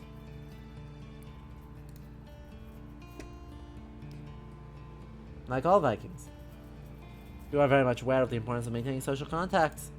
After all, you can possibly drink a toast all on your own. It is impossible! Impossible! And so after spending a wholesome afternoon terrorizing the coast, you convene to the usual Viking meetup, also known as a meeting. That's also known as a thing, but that's okay. The usual faces greet you there. To some, these fierce invaders are grim, terrifying, and horrendously ugly. See, lizard. It is supposed to be southern.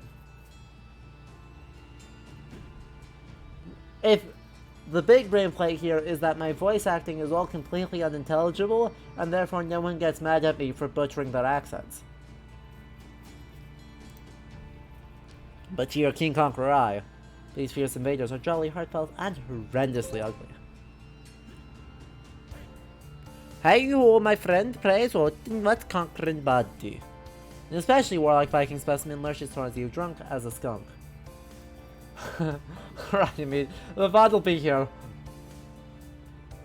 Farewell. We'll miss you. Drunk as a skunk and thus several magnitudes more sober than you. It is Olaf, Slayer of Tarts. He's cool.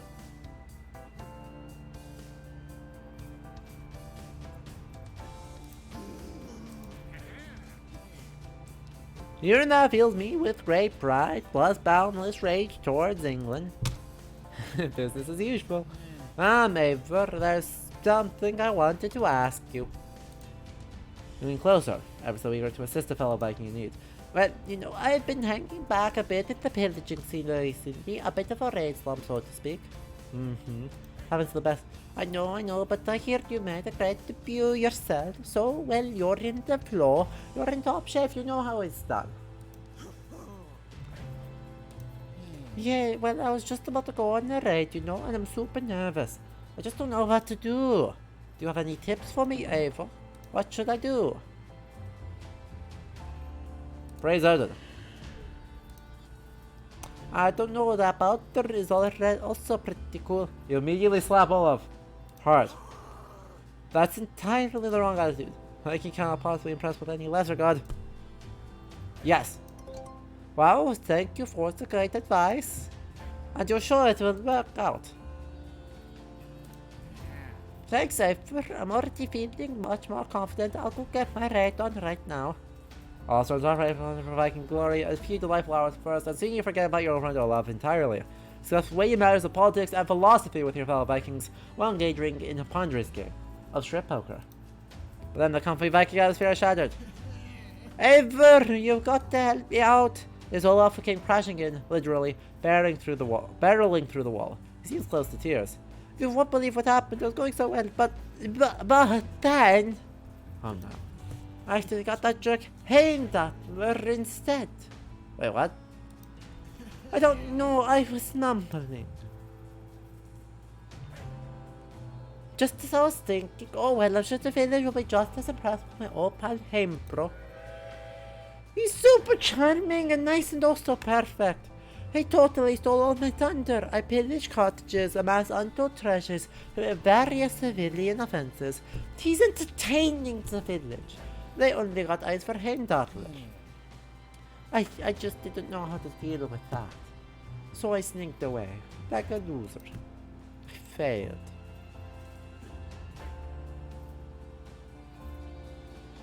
And my bad, Odin was busy playing strip poker with us. Don't worry, Heimdallr's the greatest wingman there is. He is? That's right, they'll try to distract me, Odol. Uh-huh. Oh, man, you really think so? I do, my average friend. But what should I do now? And then you'll rate them properly. Cake buffet. With a worried frown, Olaf sets out once more. Can't help but wonder, was your advice truly best for Olaf? Well, we got at least 1 star, so I'm sure it was fun. Ah, Sweden, home of the majestic Vikings. We marvel at the beautiful landscape where Vikings roam freely, frolicking and plundering. Wherever they go, undisturbed by modern inventions like hygiene, Vikings can truly enjoy their lives to the fullest. Not like this. You are not surprised as you encounter another friendly Viking. In a very kindly manner, you greet the co-conqueror by setting a farm on fire. They amicably return the greeting. Ho there, fellow Viking. Ho there yourself. Likewise, fellow Viking. I see you've had quite a busy day. How does the conquering go? This jackass has a Eishjalmur on their shoulder, and therefore are not trendy, they're just jerks. Here we can see the Viking in their natural habitat. Sure am. I just gotta check the app first, see if anyone's trying to get in torch with me. What? Sudden confusion befall you. This will be what old people feel like all the time. What is this sudden indecipherable lingo that this Viking is using? Now that you're looking at them, this Viking seems quite peculiar. Undoubtedly a true fiendish invader. But what's with the getup? What's the thingamajig with this pigeon? Is there a pendant thingy on your spear? Wow, your pants are very tight. Your hairstyle is outrageous. Oh, several times, Ancestors. Several times. The very tight pants. They are. It's the style these days. Doesn't look very comfortable. Oh, I am in unimaginable pain every waking moment. I'm very glad you've taken an interest in my style, buddy Viking.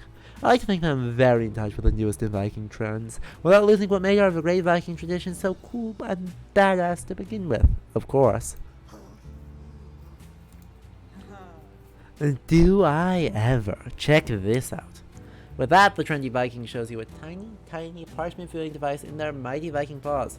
You stare at the high-definition touchscreen with the utmost concentration.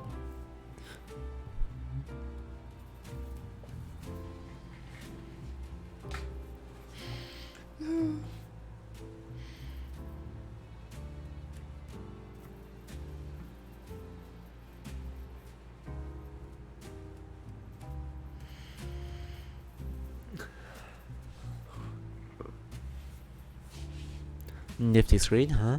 It's got at least 1024 Celtic megapixels. There's a new app you can get. It shows you little introductions for nearby villages that are looking for someone to plunder them. And they, in turn, see introductions of Vikings looking to plunder. They'll select the ones they like. And if a village and a Viking both like each other, they're matched. The app puts them in contact with each other via messenger pigeon. For flirting, for pillaging, whatever they feel like.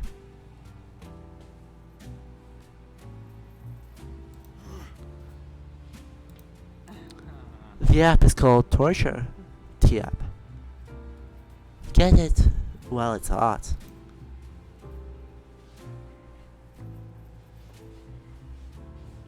Should I worry about torture T and selling my data?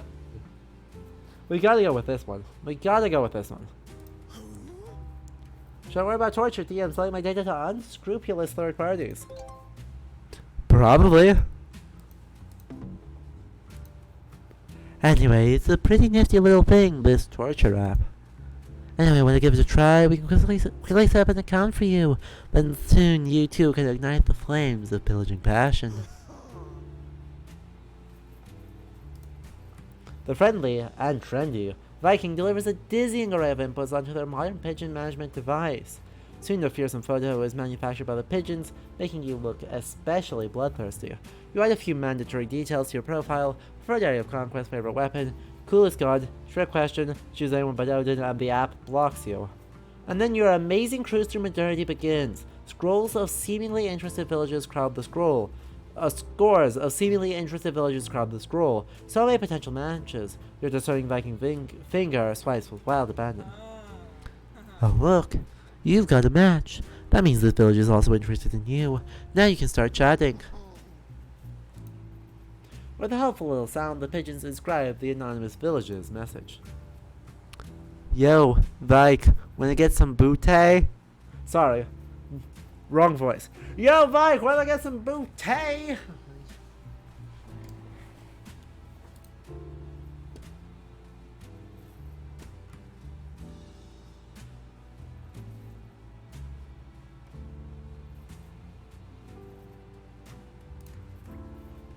Oh yeah, where you at? Which could mean any number of things if things appropriate. Seems like an eternity await the village's response. No such response arrives. Somewhere in the distance, a goat falls over. Looks like there's no reaction. You can't always rely on that. It's a match with a virtually unknown village after all. A lot of habits we develop for social contact simply cannot help you here because you aren't face to house with them. Don't get discouraged and give it another 1,000 tries or so. Carefully you add the pigeon device back to the friendly, trendy Viking. What a valuable experience this was.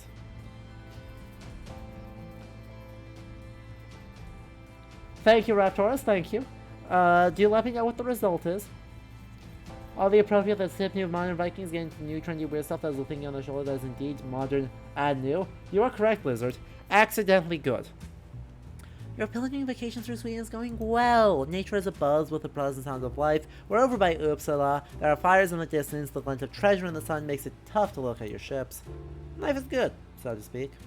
And yet, you feel the urge to travel onwards. There are so many villages you do not yet know about. That is 7. I'll take it. Thank you. I appreciate the compliment, Raptorus. You brought this upon yourself.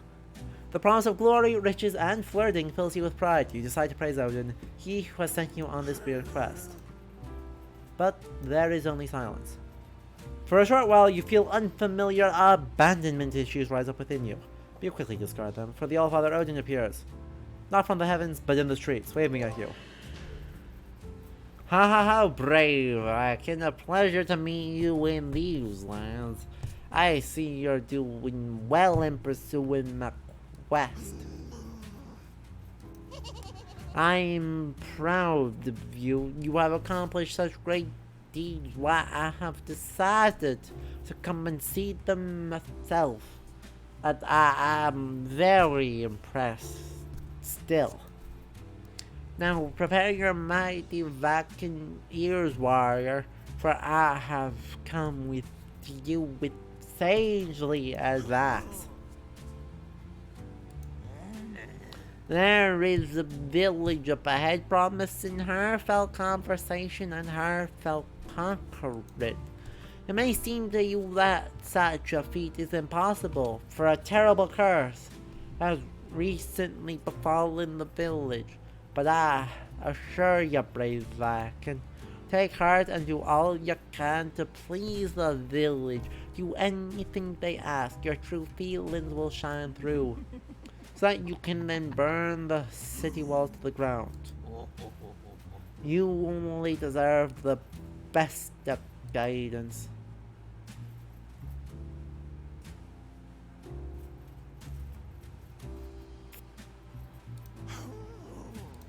Huh? Those guys? Yeah, they're perfectly fine. Yeah, they've had a rough day, but they'll recover. Just a few shots of me and they'll be so spirited you'll regret ever wishing for it. It's alright, brave Viking. Change the topic. The all-powerful ruler of the ice here nods with satisfaction. I am glad I could share these important clues with you, brave Viking. It's nice to go stretch these legs sometime. Alright, spicy take.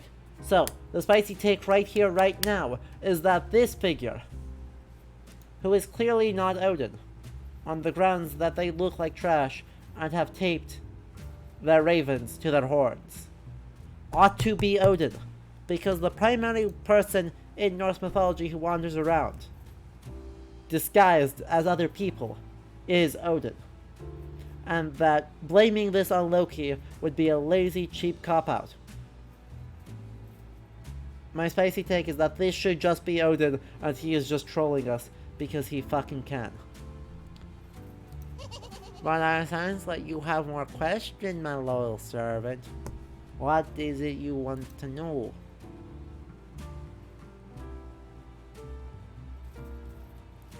Tell me, I wish to know about your beard. Goat milk. Goat milk?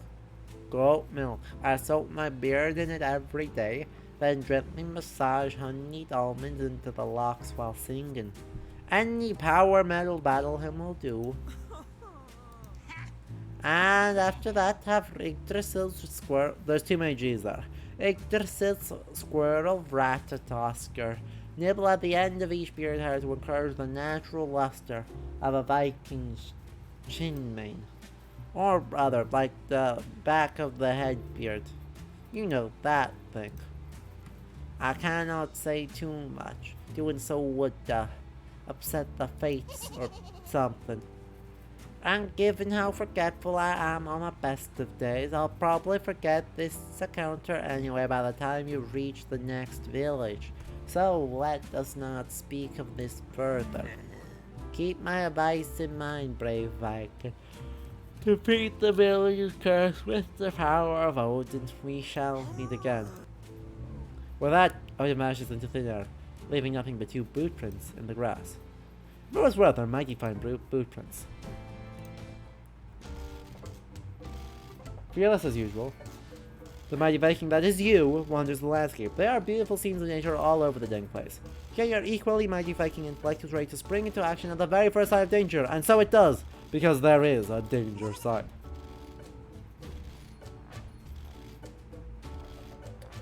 Not again! A goat! The goat is a threat all by itself, if your past experiences have taught you anything. You observe the animal carefully. It is happily vanquishing its grassy foes munching away. What is it doing? The mundane mystery suddenly captures all your attention, not unlike a Viking raiding a coastal settlement. You are rapt by the adventures of this intrepid bovid. You observe how the plucky goat approaches an older, much wiser goat. Its fur is matted and frazzled, its horns awe-inspiring. What is going on here? This is clearly a goat wizard. Another young adventurer goat is approaching it to learn more about the ancient prophecy. After some ponderous munching, the elder goat drops a branch in front of the younger goat. It is sticky, with saliva.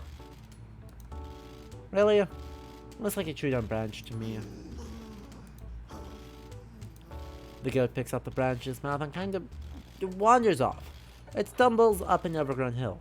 Lots of tree roots and the like. It looks kind of awkward trying to climb up while carrying a branch. Keeps getting stuck and all that. Hardly anything noteworthy. But, of course.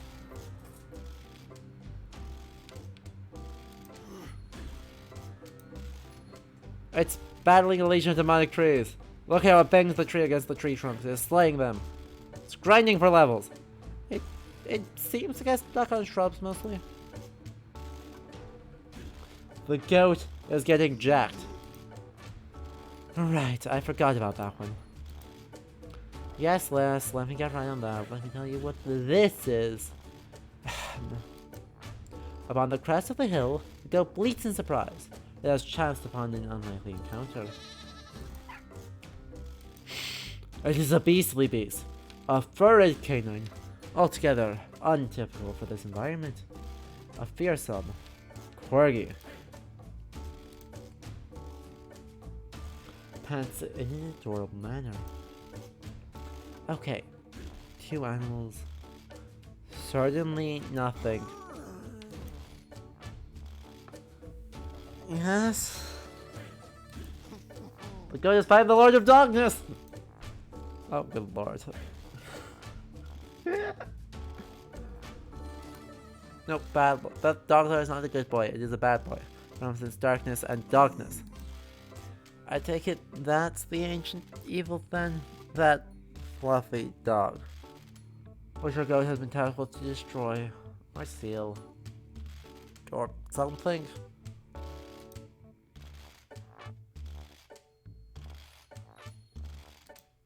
Besides, the battle is epic as is. Look, the battle's hard fought end. The corgi runs off, faced with the supreme power of a stick. Kinda anticlimactic, maybe, mayhaps, but who am I to judge? So, what now?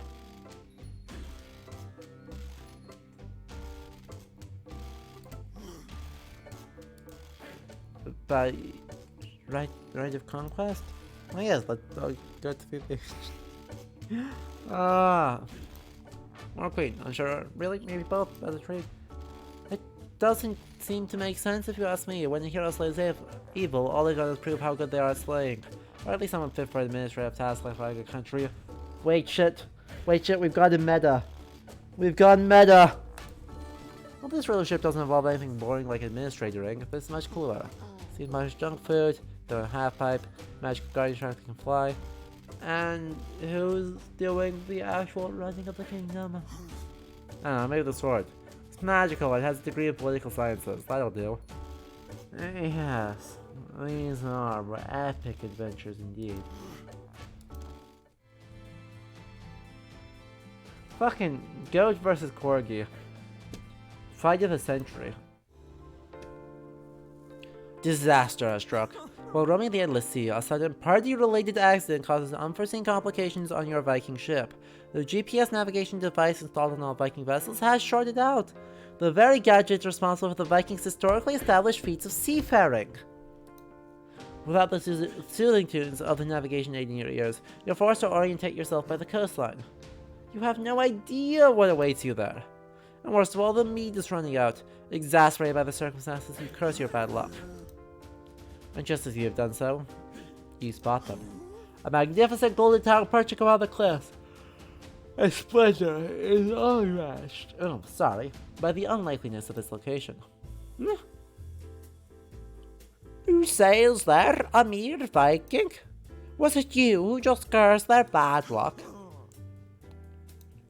Is it now? Well, I do enjoy the occasional company. If you can reach my level, that is. Oh boy, this element is all you ever dreamed of. Shimmering roofs, giant treasure holds, seductively scalable city walls. You are desperate to make a good first impression.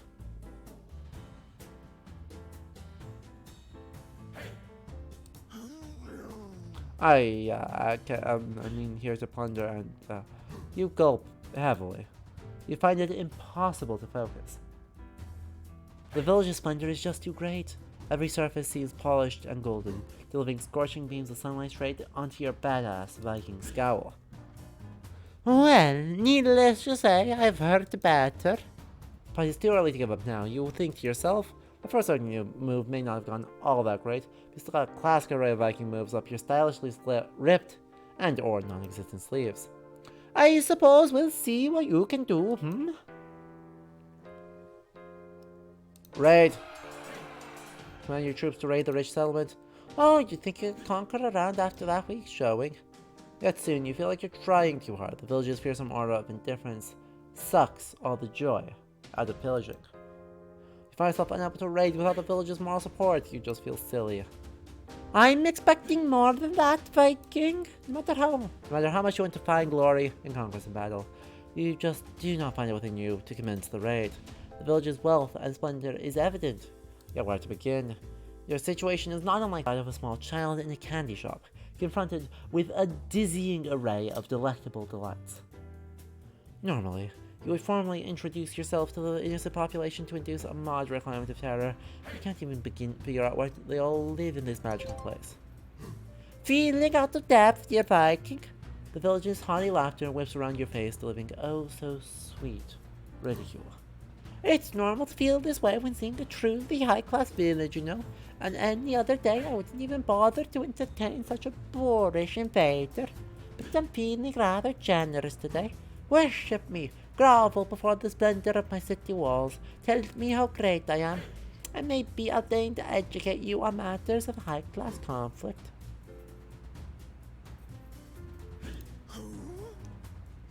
Why do none of these houses have doors? Huh? Why would you ask such a weird thing? Now that is totally unfounded and weird. Did I say weird yet? Alright, my name is Hugh. Have a good night. Good, multiple times. Must be because it's true. Don't ask such weird things. It's quite difficult to read the body language of a village. You have to squint quite a lot to do it. Could it be that the Golden Tower is feeling nervous? Anyway, it's chic not to have doors. It's all the rage in city design these days. And now, enough of that. It seems this magnificent village does not take you seriously yet. How can you possibly burn and pillage in an inanimate location that doesn't even respect you? It's impossible. Impossible. Oh? Take this. Raiding settlements for treasure that I'll spend on. Frivolous entertainment ensues, in the form of backdust pillaging all over the place. You soon realize that you have not won the villager's trust yet, so naturally the raid can't develop to its full potential, but that's okay. You treat the raid more as a preview for the village to judge you by. A demo tape, if you will. And so although no houses are toppled and no treasure ends up being lifted, not that you found any, you do your best to demonstrate your pillaging power. You waste your time, Viking. There I say, have rope! Is this what you call groveling? Or look what an incredible village of my status is worth. What do you have to say in defense of yourself, As your gaze wanders over the enticingly rich town, you notice a few details that seem off. Perhaps because you are preoccupied with impressing the town, or because all the golden walls literally blinded you. To the truth! You find on a nearby window, a window through which, in any other village, one might peer at interior decoration, ready to be destroyed in an awesome fashion. Yet no such interior decor can be gazed at whatsoever. What is it? Has your shape struck you, silent knave? You don't know what a knave is, but you do know one thing. This window is painted on. It's fake. In fact, the entire house maybe. It appears as if the house front is supported by an elaborate set of cheap scaffolding. This wall is not gold at all. Is this cardboard? The very opposite of gold? Swiftly, you sabotage the scaffolding. Any little Viking action can now make it topple over. What did you just say, Viking? You're suddenly much quieter than usual. Just setting things up. Something is definitely off here. You feel like this is no normal village, and no normal, absurdly rich village either. Could there be trickery afoot? Every Viking knows that the honesty is the basis of a healthy fellowship. Yet it seems like this splendid location is putting up a disguise. But we've started raid again. The raid has begun, but this time it is not the treasure that is your target, because the treasure is fake. No, this time you throw the full weight of a Viking unit, VU, into the fake cardboard buildings. What are you doing? You aren't appreciating my golden beauty at all. This is not what I wanted you to do.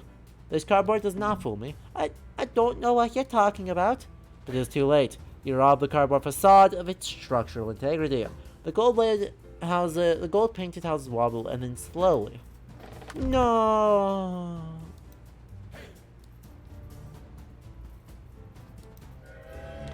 What are you looking at? There's nothing to see here. The disguise gives way to the astonishing truth. The gold-painted, cheap cardboard walls fall over and reveal a much smaller village, which is not even a tiny little bit golden. One might go as far as saying they're kind of mud-colored. Not exactly the coloration of a nouveau riche. You can scarcely believe your eyes.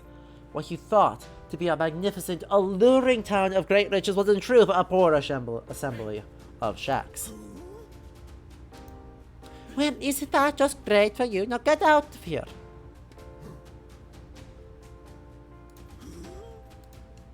What do you care? I had my reasons. You can never understand. Leave me alone. Don't you get it? There's no treasure to plunder here. None. Nada. Null. The uncustomary shape of a thought forms in your head by delivery vehicle. The village was never golden. Or rich, for that matter. The only wealth to be found here is made of cardboard. And good luck cashing that one in. I suppose.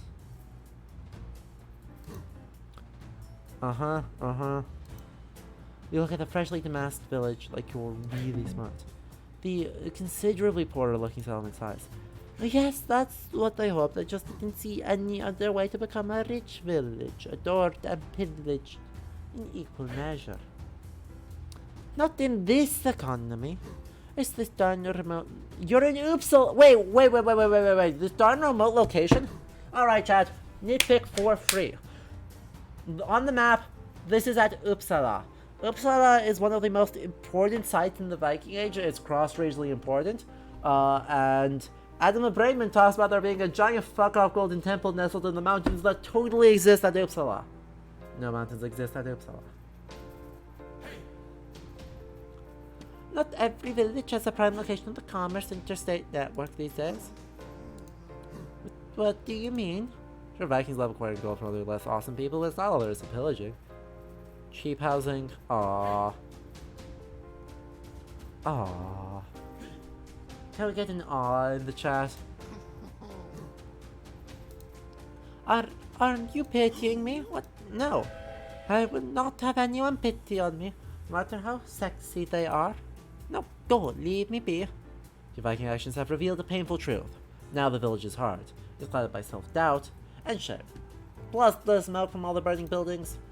This isn't what I wanted, you lament. Well, it was wrong of the village to lie like that. No one should feel such profound sadness. There's not anything you could do to show the village that they're still appreciated. Anything. Your rage shatters walls and defenses alike.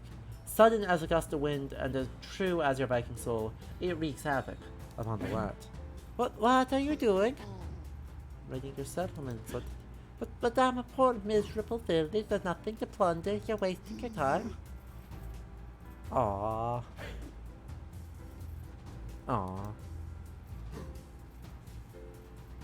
We respect the hustle. Chat, we respect the hustle. I can't believe it. Aww. We got it. Full marks for that. What an adventure Sweden has been. Who would have thought the land of the Vikings harbored such a wealth of villages and excitement, danger, and intrigue at every moment. Even goats. You are sure that the terrifying boss village of Sweden is bound to appear any moment now. You have been traveling for some time. If there's no boss fight you encounter, you're on the hill and you find a distraction. Yes, I understand. Certainly. A distraction in the form of Bjorn Rivalson. You crash forth on the bushes. There he is, that rival of yours, that dastardly Rivalson. He is as shocked as you are. What? You? Who are you again? Before you can be consumed by rage, a divine voice echoes forth. That brave Viking is no mere you, Bjorn Rivalson. It is one of my chosen champions, chosen to bring glory to Vikings. Odin, grace of the gods, has appeared. What? That dweeb? I'm cleanly the only one fit to be the champion, oh great Odin. Now, don't be like that. There's enough glory to go around for everyone.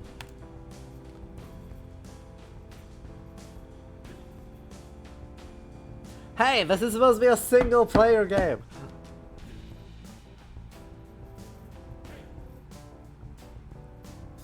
Roar. Single player game? Roar. Single player game. Hey, this is supposed to be a single player game. What are you talking about? This is a single player game. So I'm the only player here. Uh-huh. Brave Viking, you are special, that much is true. But my quest is too mighty for just one of you mighty warriors. There is so much glory to be gained. Glory for Vikings and by Vikings. Never mind that fellow Odin. I'm more than enough to gain all the glory. So, what game is this? Let me the precise. Indeed, after all, the quest is the greatest thing a Viking can do. Be proud for your fellow Vikings. What are these non-village related feelings? Pride in your fellow conquerors? Tummy ache? A sense of fulfillment and satisfaction? Inadequacy? A healthy drive for competition? Burned out from your continued failure compared to Bjorn Rivalson, which, to be fair, most people who want me suffer from. Aww, joy. What? You're not dismayed that I'm threatening to outdo you with everything, even your quest? Teamwork. Conquer buddies with benefits. But that goes against my very last name, Rivalson. I'm all about rivalry. We will never be friends. You're foolish. Classic Björn. You'll learn your lesson sooner or later. All in the spirit of jolly cooperation, yes? I'm sure both of you can find the village of their dreams. I'm thinking pretty cool about this actually, no problem, Odin. I'm definitely not cool with it. No. What? No, I'm sad I'm not cool with this. You cut me off. No, definitely the other thing I just said.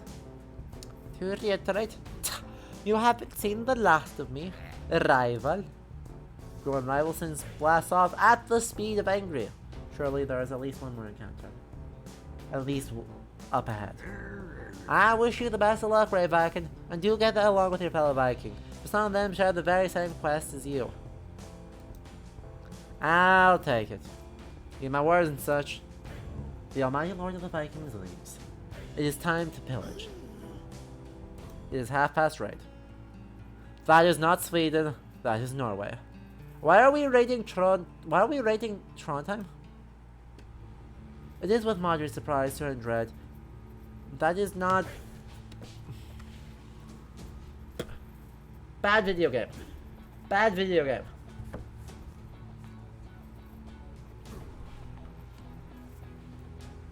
The location on the map was clearly Nidaros, the site of the Archbishopric of Nidaros, which governed most of Scandinavia except for Lund. Or sorry, not the Archbishopric. Sorry, Lund is the Archbishopric. The Bishopric of Nidaros, which governed Norway and Iceland and Greenland. Yeah, wait, no, it is an Archbishopric. Because Greenland reports to Nidaros, Greenland has a bishop. So it is the Archbishop of Nidaros. That is the modern city of Trondheim. Birka is on the island of Gotland, about as far away from there on the map as possible. Long have you prepared yourself for this moment? You've heard the stories, of course, for Birka is not only home to many incredible Vikings, but it is also a formidable date. The magnificent trading outpost Birka, steeled by the amorous advances of scores of Vikings, appears before you. Look at that stave church. Look at the horns on that stave church. Heh!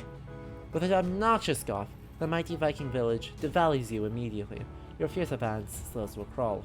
Birka's fortified walls tower over you. Yeah, Vik, and you better believe there's more where that came from, because I'm not your random laughable pillage knight. I'm a Viking village. You wanna raid? Bah!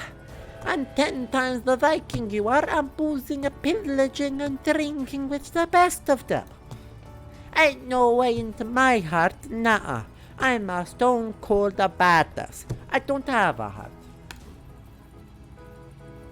At that, the warlike outpost's walls shake fiercely. Every individual roof shingle rattles in a threatening manner. The population of Birka, clearly used to their aggressive, if not bro-like behavior of their home, go on undeterred.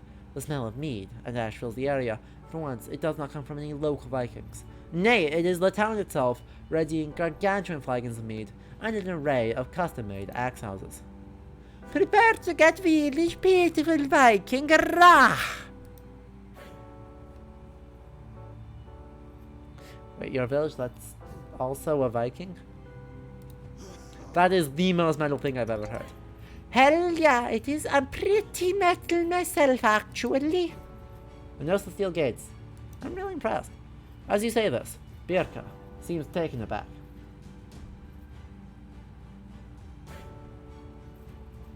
The bravado previously displayed slightly diminishes. You mean it? So you take control of the situation, being the most bad. Aww.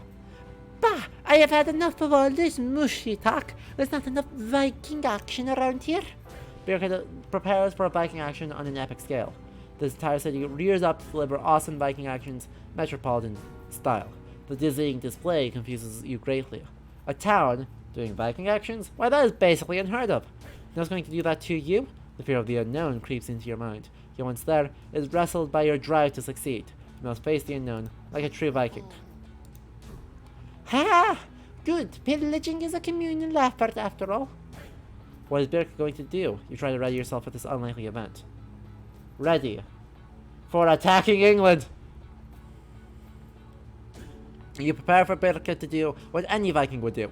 Surely anyone claiming to be 10 times the Viking would be 10 times more likely to do that too. Attacking England! Giddily, you turn around to watch England getting owned. It's going to be hilarious. Slowly, you reach out for that popcorn as to better enjoy the show. Only then, oh, curses upon curses! Birka's Viking action does anything but own England. The city promptly charges. Barn-sized axe raised for plunder. Surprised, you are knocked over, tumbled about, and generally rustled in an unexpected way. You have lost your footing and slightly embarrassed yourself. Now there you are, stunned. Treasure is pillaged all around you. You even lose a few locks of hair. Huh? You didn't see that coming, did you? That's just how unpredictable and awesome I am. That was very brash, Birka. With that attitude, you do not quite feel respected. Birka does not seem to be aware of the complex social interactions of pillaging. What disrespect? It's only 40% war, but 60% charge. What? Don't tell me this nonsense. It was a good and proper raid, alright? I'll raid. I'm telling you, I'm 10 times the Viking you are. Or what do you think a real Viking should do? Well, since you've asked me, you wonder mightily. The great town of Birka is powerful indeed, yet also brash, and strangely insecure for all that bravado. Are they putting up a front? Insecurity is an unstable foundation indeed. It seems Birka is more eager for your advice than it appears. Or should I tell this village, eager to prove themselves?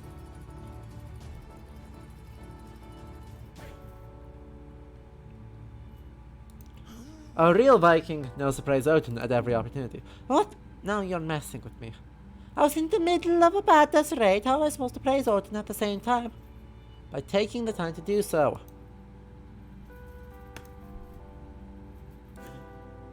Tips? Why would I need that? A real Viking gets everything perfect on the first try. Birka slowly takes their giant axe back. There's a certain defiance in their face. Yeah, let's call it that. They seem annoyed, yet also ashamed.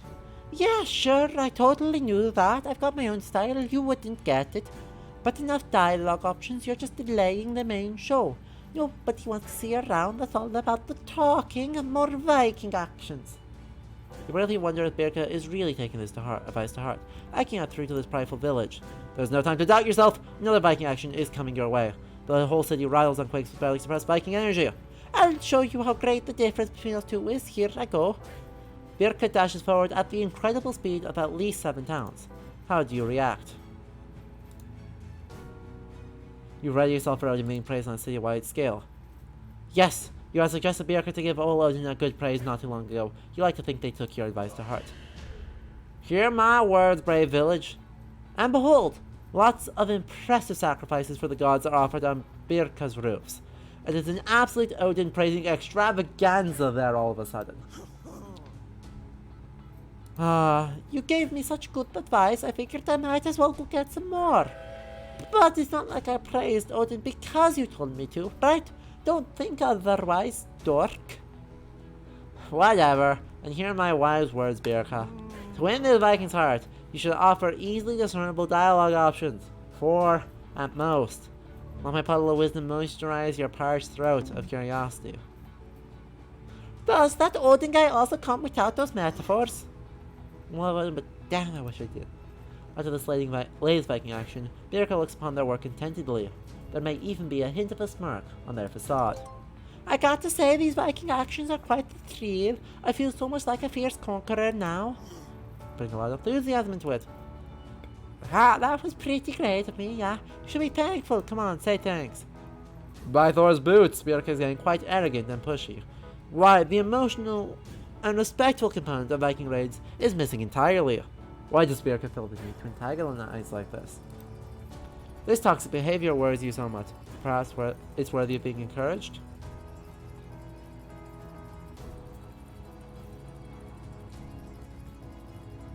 You're trying way too hard.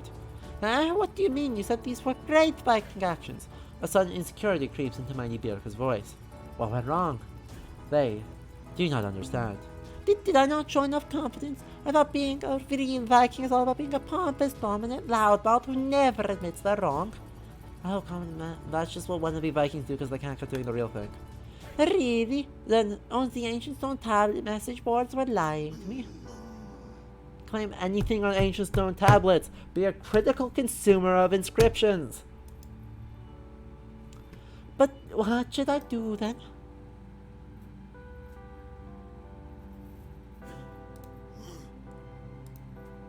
Birka falls into uncharacteristic thoughtfulness. An indeterminate amount of time passes, in which the town completes several mighty thoughts, which ultimately manifest as such. I think I want to see the world. The world, huh?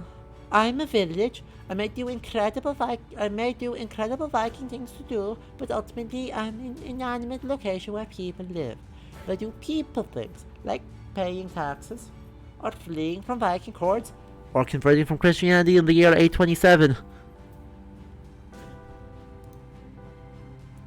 I never had the chance to see much of the world. If anything, I would use my Viking powers to achieve that.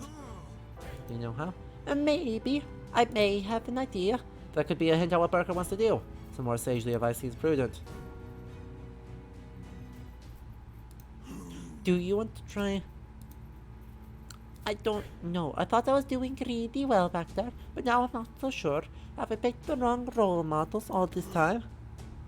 Go raise the ball about understanding each other's feelings. Your fierce triple rhyme fills Birka with hope once more. With a hesitant, then increasingly enthusiastic nod, the city prepares for another Viking action. Alright then, here I go. Attack England! You see that invasion of England coming from miles away. You smoothly the end to the mindset of someone who really doesn't like England, which doesn't take a lot of acting on your part. Attack! Behold, inspired by your subtle hyping of invasions, Birka has struck out to see the world and totally owned England in a comedic fashion while at it. And you have front row seats. It's fantastic. There's popcorn. I know, right? As a Viking, I love invading England. and as the village, I know all their weak points. I am the perfect stork. Your sense strikes me as extraordinarily weird out of context. Love it though. After a plundering well done, you return to Sweden. Birka is beaming with pride. Such an excellent attack on England. Thank you for your recommendation. What do you think? Am I doing better?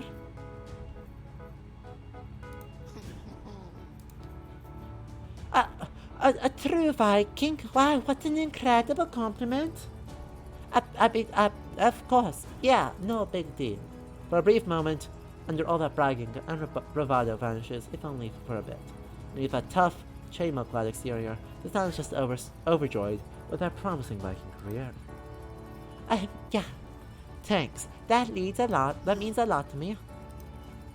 No, really. I've always dreamed about being called a true Viking, and now that I think about it, you never did any Viking actions of your own, didn't you? Here I am Vikinging away when I could have watched the master at work. You are immediately and completely flattered to an incredible degree. You are back in your element. You have fled the Viking village, enough to win their heart perhaps? All the more reason to give it your all now. Choose your very own Viking action, village Viking. Like a world-renowned composer returning to the masterpiece, you shall praise it to all the war gods that are and commence the raid. Do not hold back. This raid shall fill Birka with pride, such as their raids have done for you. And the pillaging is extra successful, due to all the treasure that Birka themselves had pillaged. So that might actually be yours. But never mind that, you gave it your all. What a magnificent raid! I'm glad I could experience this technique. Too, this has been very enriching. I'm glad I gave you the chance. I understand it now. The connection between Viking and village, a bond of trust ignited through conquest. Ah, you're certainly putting a romantic twist to the destruction and chaos of war. Birka laughs. They're having fun. The grim, badass Viking Birka is at last showing how much they enjoyed their time with you.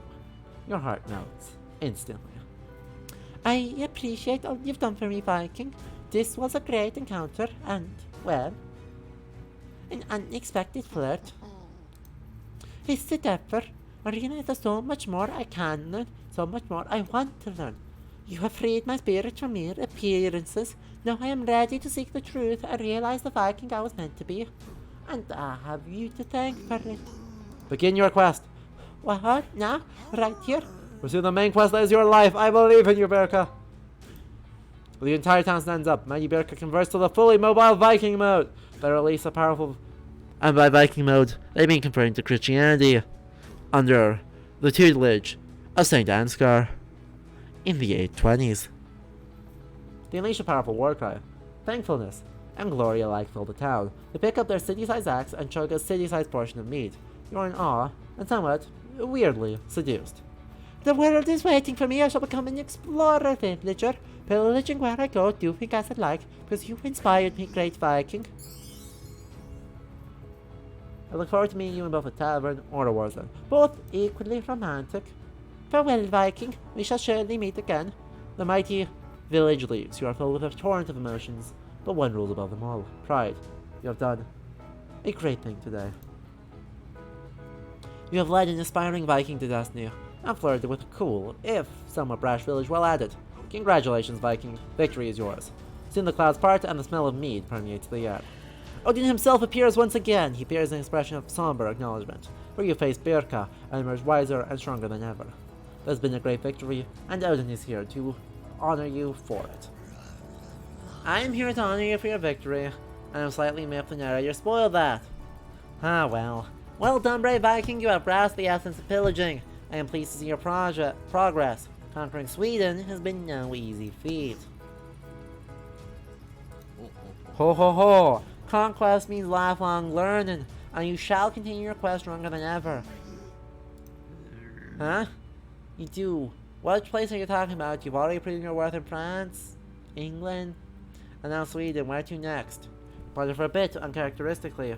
Through your travels you have learned a great deal about the world and its villages, yet there is one that eludes you still. Time and time you have learned their name, and in time, you discovered their location. Yes, that mystical seat of the gods, the greatest of villages, nay sanctums. You know where you must head next. And luckily, your immense seafaring knowledge has provided you with a route. You feel finally ready, the way is open. I shall sail to Iceland. Iceland? Where did that idea come from? What could you possibly pillage there? Your ship sets sail, leaving Odin behind. Your quest continues. Mystical Iceland awaits, and with it, Valhalla. So, I wonder what these villages are going to look like in Iceland, because Iceland has this interesting problem of having no villages. Also, they're doing a Baltic erasure, just south of the Baltic.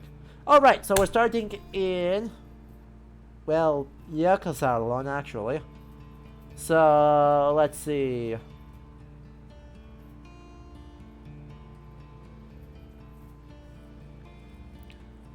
Haukdalr? We're fairly close to Haukdalr. But Iceland is fraught with danger, yet you show no fear. Fear is for those whose facial muscles are not frozen by the icy north wind, and that is not the person who you are today. For how long does your ship's prow part the waves? About 2 weeks. Like an eager arrow piercing a lover's heart, surely eons, if not minutes. You spent half an eternity wishing yourself closer to that promised land, Iceland, where romance is made manifest. Out of the corner of your eye, you see the waves rising into a shape. From sea foam and ancient magics, the visages of God Odin forms. Surely here to offer encouragement for your grace journey yet.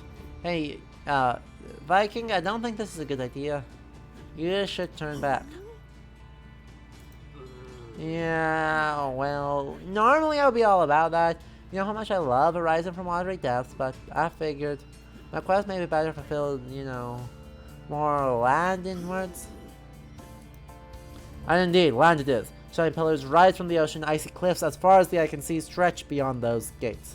The gate stands before you menacingly. This must be it! Iceland! And the gate is the only way in. What? You might consider sailing around, finding another beachhead or something, but no! This is it. Believe me. Odin pressed about nervously. Is even the god himself afraid for your sake? Shaken with both fear and ambition, you steer your ship closer when suddenly...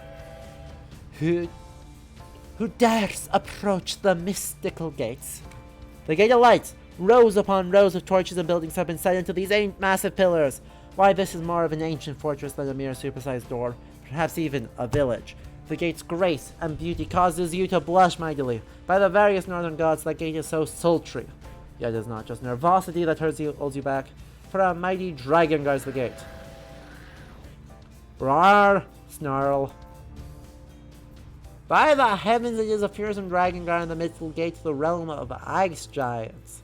This is far too dangerous. You can best return brave back and can be brave and retreat. Honestly.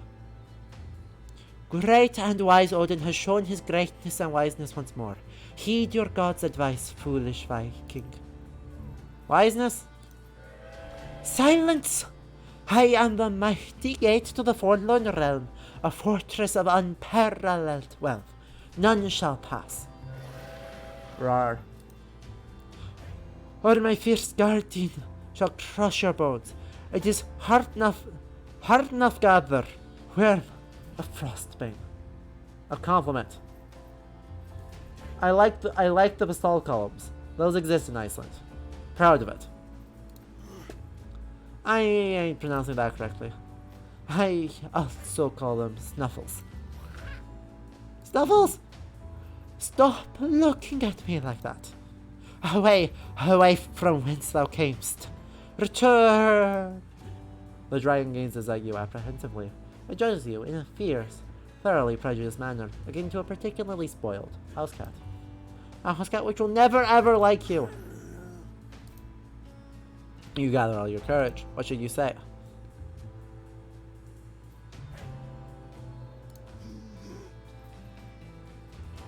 Gate is basically a village. I like villages. What? What a peculiar comparison. I'll have you know, Viking, that I am far more disciplined and resolved than your average village. If you mean to charm me, you'll find your efforts in vain. I'm way too high class for you. Even you must get lonely up here. I admit, there is not much in the way of a casual rating scene. It gets rather lonesome. Roar. But I have snuffles. They keep me company and flash freeze to anyone who dare approach. You should let some approach a bit. The mystical gates hesitate. A single sweat drop manifests on the pillars, only to be frozen immediately. As if in response, the fortress regains their fierce demeanor. Absolutely not. Return, yes. Return from whence thou camest. as previously established. It seems the mystical gate does not budge. How could you possibly convince them? Oh, great gate to the ice giant realm. Yes, I guess you could just ask them. You dare inquire my opinion? How bold, your boldness is refreshing, even in these cold winds of Iceland. Very well, show me your conviction through your Viking actions. Are you truly as heroic as it might seem? Then prove it.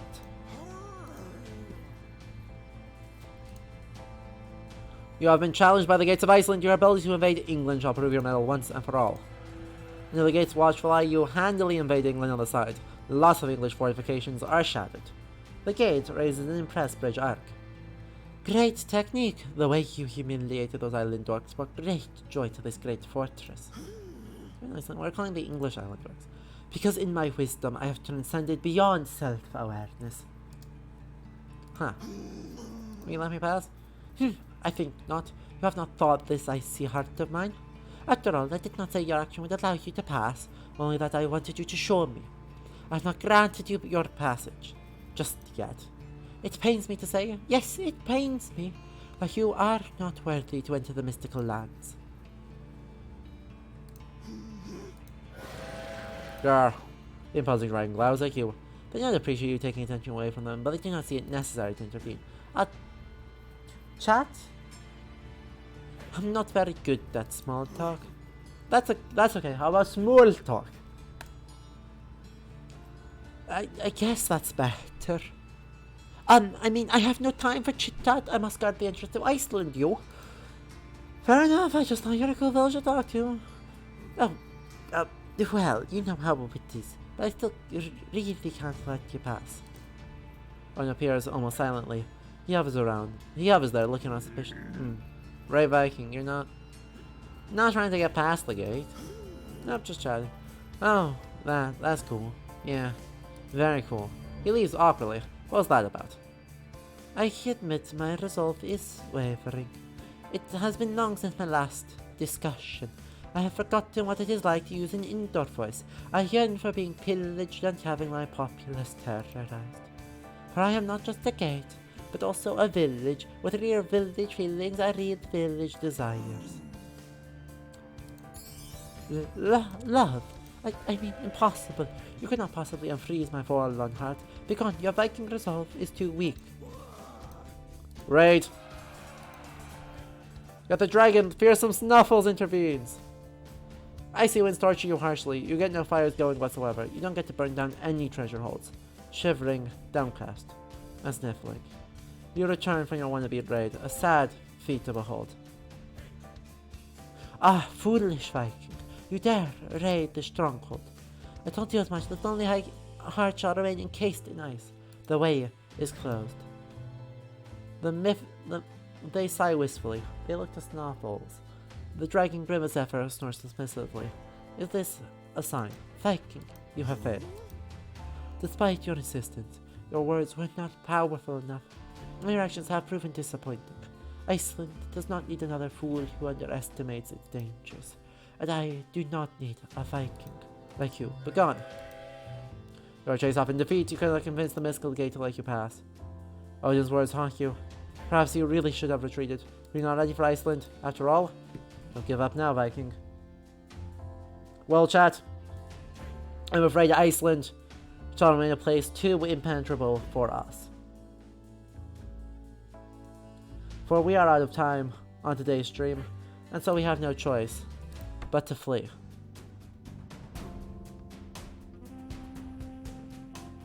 We have been going for 4 hours.